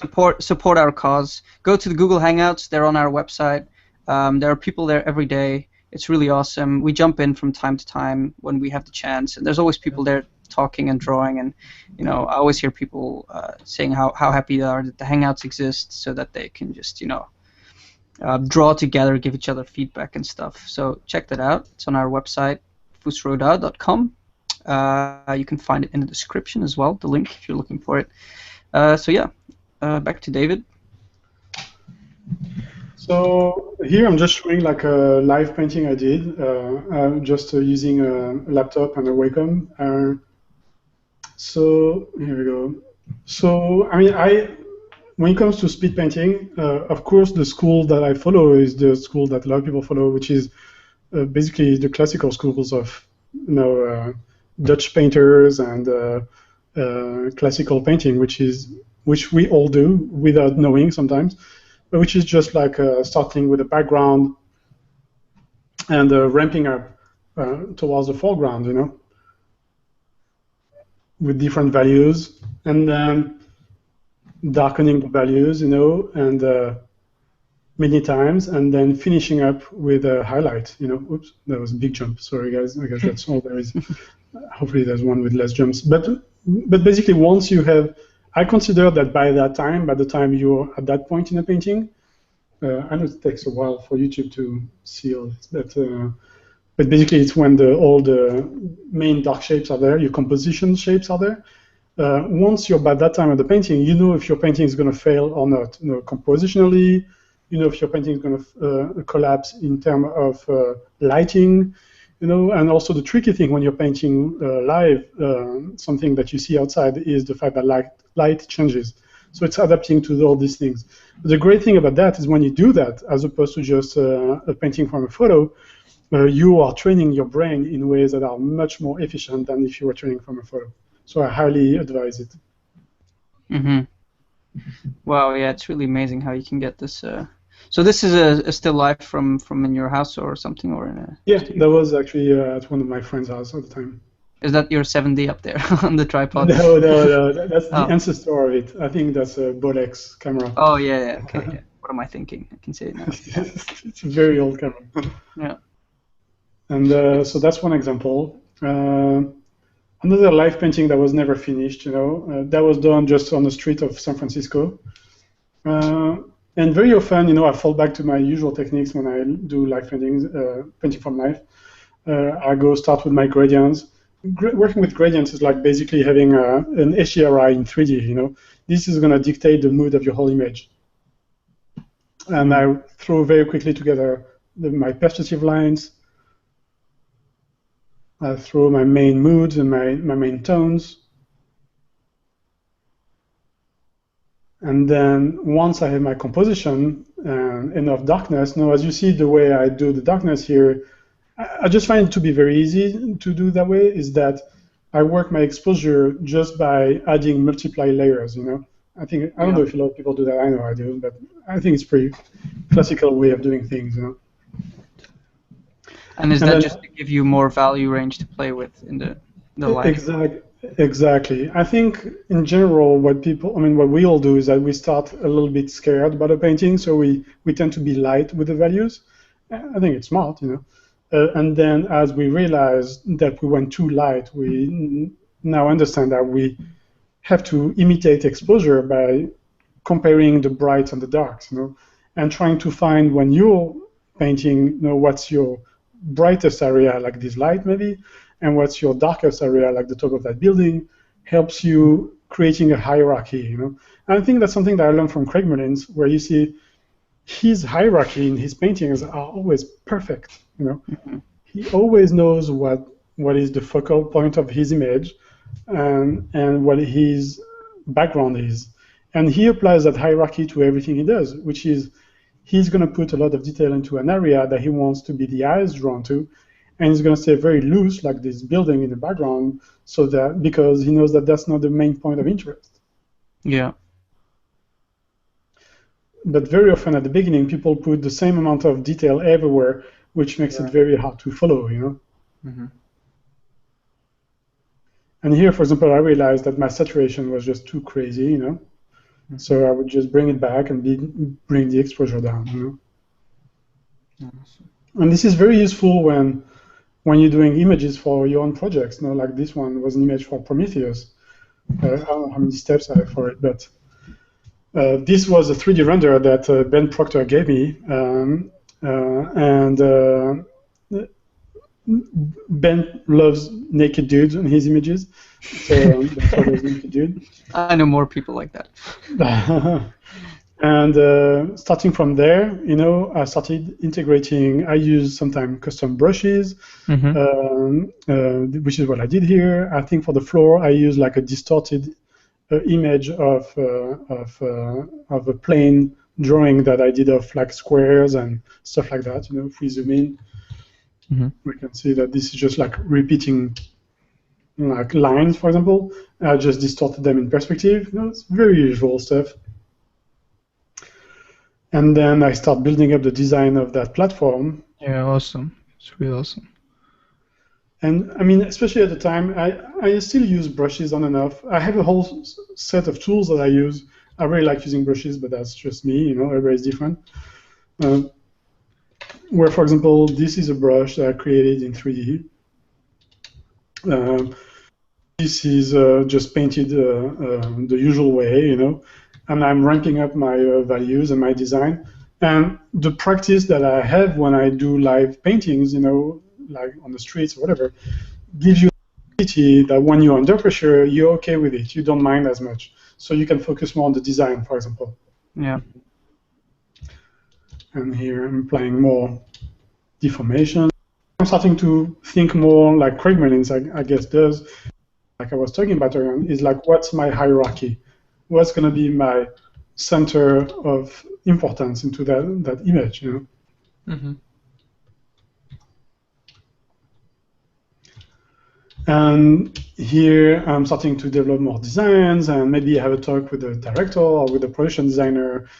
they want to see like something specific, like the skull, you know, or the helmet in the middle of the scene, and they want to see more life. They want to make sure that, I mean, when you're doing an image like that, you're trying to really create an idea of what the final should be, you know, and that's why I think nowadays people use more photos, and we're not using as much photos, you know. Actually, in this image, not at all, you know.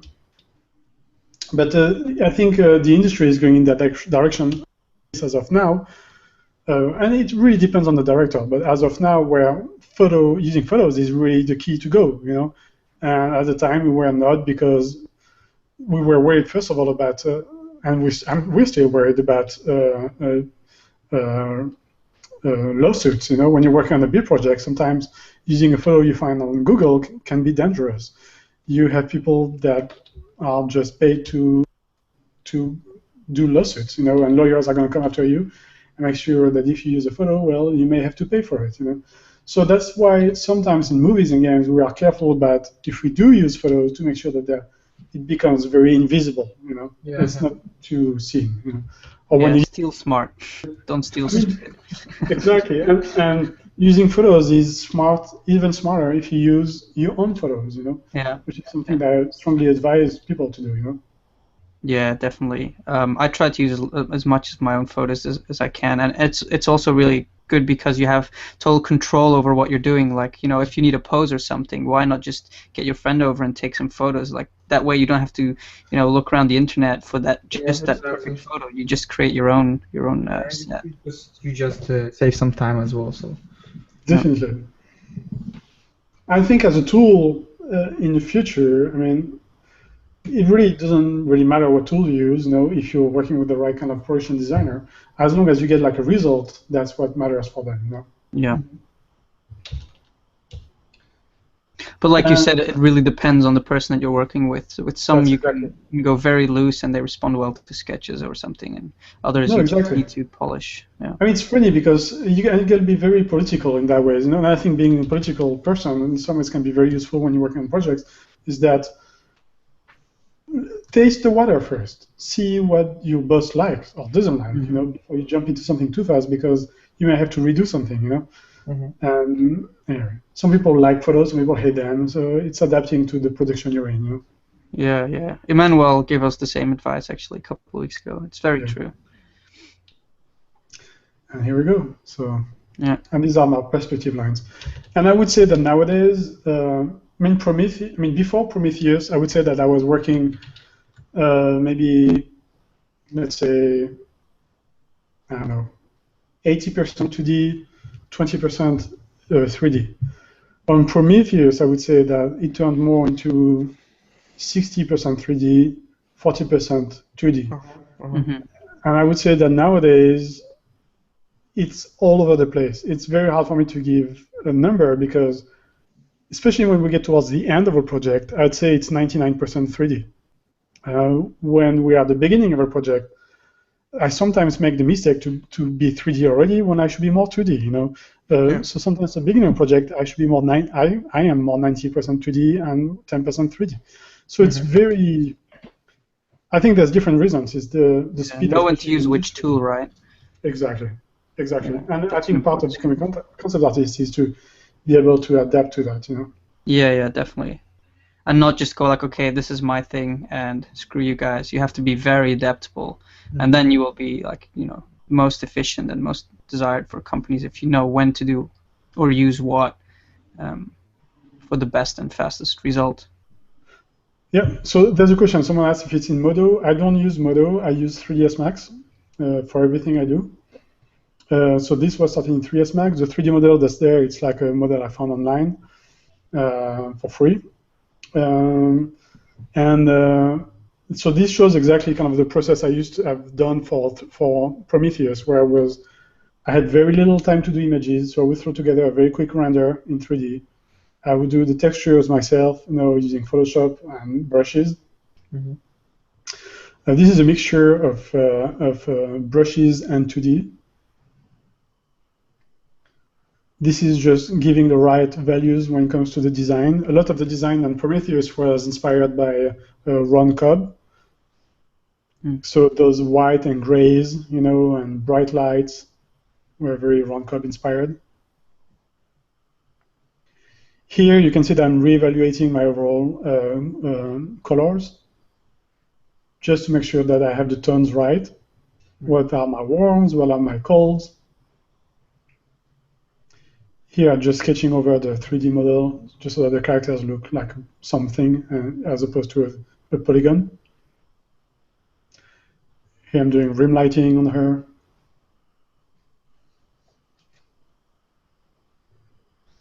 Here I'm doing the occlusion shading by hand. So here are the mechanical parts. So let me see what I have in there. They look like boobs a little bit, but here we go. So again, So some these- 3D assets. Yeah, so what I did here, as I used exactly the same camera, I rendered some 3D asset in there. At the time, I had a really slow computer, so I just rendered this area as opposed to render the whole scene again. So you Just just sketch. perspective from the previous shot and Exactly. I'll just sketch over. This is just pure 2D. This is just like a flipping of the same design vertically. This is using brushes. This is just a flip of the same image, of course. Here I'm reevaluating my exposures, in the scene.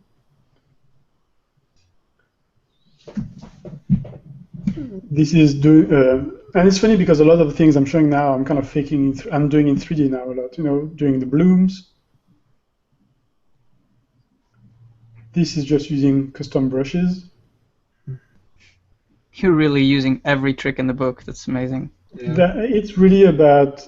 I mean, I love cooking. I don't know if you guys like cooking or not. I think cooking is awesome, and cooking is the same thing in some ways. You are just using everything you can find in order to make something good, and Yeah. you may mix different techniques in order to have something that tastes good, and you may fail miserably doing so. It may taste like crap, but you know that next time you won't do the same mistake. So actually, you told us that you had a very limited time for every picture. That for usually for that kind of concept, how much did it take to finish that kind of? I'd say because of the pressure we had, like on Prometheus, I'd say this was probably half a day at the time. That's not a lot of time if you have to use 3D and render stuff out. No, exactly, but And at the especially time- when you have also the slow computer, as you said. that was like 4 years ago, I guess, 4 years ago. 4 years ago. So I had a really bad computer. So that's why it was like all rendered in grayscale and stuff like that. And that's why I think it's becoming hard to choose between 3D and 2D, because sometimes you can render something faster in 2D, and sometimes you don't. So deciding what's going to be your 2D and 3D is very, very key component of being a concept artist nowadays. Yeah.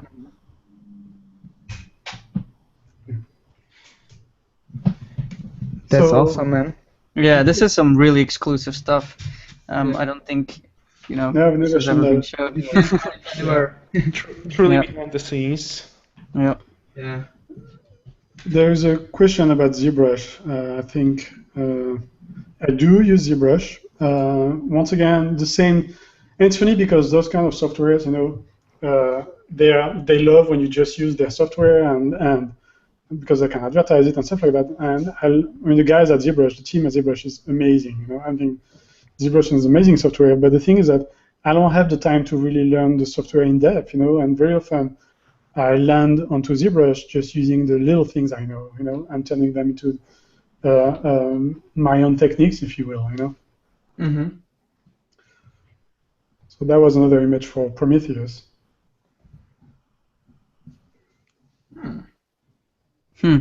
So those are already the architects, are they called? The heads? Yes, the engineers. Engineers. So Yeah. this 3D model of the engineer actually was made by Neville Page, by the way, Okay. who's a very good friend of mine and who's an amazing artist. Yeah. And so I'm just showing you, like, this is using brushes that I created. At the time, I really use seldom photos. I'm learning right now. I mean, it's going to sound crazy, but I've been learning just only over the last few months to use photos, thanks to John Park, particularly, who's been a great teacher for me when it comes to using photos, and who's an amazing artist. You know. Yeah, I made a little faux pas last week because John Park is our next guest, and I accidentally put the event for him instead of you. So, That's okay. yeah. Story of my life. Nothing comes easy in my life. So. But so yeah, you guys can already know the next guest next week is going to be John Park. I'm just showing you layer by layer. Here it was really more. Once I had the layout of my 3D, you know, it was really more about the feel of the place more than the design of it. You know, something that felt like a cave, but not too cave-ish, and at the same time, and things were changing as we were doing as I was doing that image. You know. Mm-hmm. And it's really building up values. You know. Yeah, all the lighting effects. Yeah, and it's really directing in some way, where you decide which area you want to be center of attention, and which areas you don't want to be center of attention. And then... So it looks like you have a very direct way of working in terms of layer, like you're just working on top, and like it's almost like a timeline. Your layer structure, right? That's very true. I think in many ways. The thing is that it's very hard for me to say that this is the way I work every time, because every image is slightly different. Sometimes I don't know if it happens to you guys, but I know that sometimes I have a vision in my head, you know, like the image of the girl in Tron Arion was very, very easily, I knew exactly where I was going. And it almost becomes like irrelevant the order I make the layers in, it just happens the way it happens, you know. And at other times, when I have a more complex image, I have to plan it ahead of time. So then I'm going to organize my folders with names sometimes, and usually those images take longer. Sometimes they can take up to a week. You know, sometimes I still do images that take a week sometimes. But it's the same principle as what we were talking about before with knowing which tool to use when. Again, it's about being smart in your approach and knowing how to approach something in the most efficient way. That's exactly it. And for me, the strange thing is that it goes hand in hand in how I feel, in the mood I am, and things like that. And that's why we're talking about, like, whoever you work with is going to change entirely that dynamic. If you're working for a boss, I mean, the best boss I ever worked for is Darren Guilford, who was production designer on Tron. He's now production designer on Star Wars. And he's a great boss to work for because first of all, he loves designs, okay? But the other thing is that he will motivate you to be the best you are. He doesn't have any insecurities about who he is as a boss, and he will make you very free at times, and at times he will direct you in very specific ways, you know. And if you are working right now in an environment where your boss sucks, okay, I would highly consider or reconsider where you work, because maybe it's not the right place for you. If you work for a boss, make sure that your boss is not insecure, because that's going to affect the way you work over the next few years, you know. So, I mean, the environment you work in is as important as the work you do, and the life you live is as important as the techniques you learn. If you are in a bad relationship, or if you are going through divorce, or if you're going through tough times because someone close to you passed away, or if you're working with douchebags, you know, which I've done before, you know, that will affect the way you work. That will affect your motivations. And I think it is as important, if not more important, than the techniques you learn. Yeah, I couldn't agree more. I've worked at MPC for the the film department for the last 7 months, and it's such an awesome team there, and it just inspired me so much every day, and I was so psyched to go to work and work on these movies and do concepts, and you know, like it's so important in just keeping you happy, the people that you're surrounded with, you know, like it's more important than, because at the end of the day it's just a job, you know. A lot of people are watching like, oh, you worked on Prometheus, you know, like this is my dream, that's what I want to get. But you know what, actually when you're there you'll realize that there are other things that are equally or more important, and that is the people that you work with, and they kind of define who you are and how you feel. and it's not about the project anymore. And that's why I see that, you know, some artists who are, you know, have done a lot of stuff, they actually go to smaller productions and not to these big, you know, huge Hollywood blockbusters, because they sometimes have a nicer way of working, and it's less stressful, and there's less egos, and, you know, and all these things involved. Because yeah, at the end of the day, this is what really matters, I think. I totally agree. And the other thing is that to keep in mind is that you never know where success is gonna hit you. You know, you never know if. I mean, yes, I work in a movie industry right now and stuff like that, but yeah, I know friends that work for small companies, and just because the atmosphere was right, because you had the right people working together, like, I don't know, 343 Industries, you know, when they worked on Halo, or Bungie when they worked on the first Halo, very few people knew that that project was going to be great, but you had a group of people, or Pixar for that matter, you know. At the beginning, Pixar was just like a subsidiary of George Lucas, and they were looking at them like, whatever, you know, those guys, they do 3D, you know, I don't know, you know. And because you had the right people working together, Pixar became where it is today. So don't turn down something because you think that another industry is better than the other. You know, I think we're in a situation, you know, if you look at the new companies that are coming up, you know, with different technologies, I think the future of entertainment is not necessarily in movies. It's not necessarily in video games. Maybe it's something next that we don't know about yet, you know? Yeah, true. So keep your doors open. Yeah, that's what I'm saying. Yeah, keep your mind open as well, definitely. Yeah. I think we can also ask the very level up question. Yeah, I almost forgot about it. Yeah. Oh, shit, I know there is one, but I forgot where it is. Crap. Okay, go ahead. If you had to choose, would you rather be Godzilla or a billionaire, and why? I don't know. I think looking at my life, you know, through that podcast, you know, I'd say that it would be Godzilla, because you come in, you wreck everything, and then you die. It's beautiful. So poetic. More exciting than being a billionaire. You just come in, you just wreck the city down, you know, like eat a bunch of nuclear facilities, And pass and away. then you create a mess, and then you go back to bed. It's okay. True romance. You're a true romantic, David. I didn't know until today. Here you go.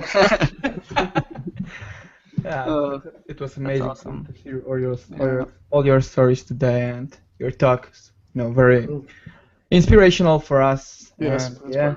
definitely. Well, Yeah. thanks for having me. I mean, it's a huge honor. I mean, I know how. Oh, come on, get out of successful you here, guys Honor. Come on. are. I know how successful you guys are. So, I mean, it's nice to see the young crowds, you know. You know, So- all the success and all that everything is just you know, thanks to people like you. So Yeah, we are actually leeching on your success. That's the real truth. Well, I know that.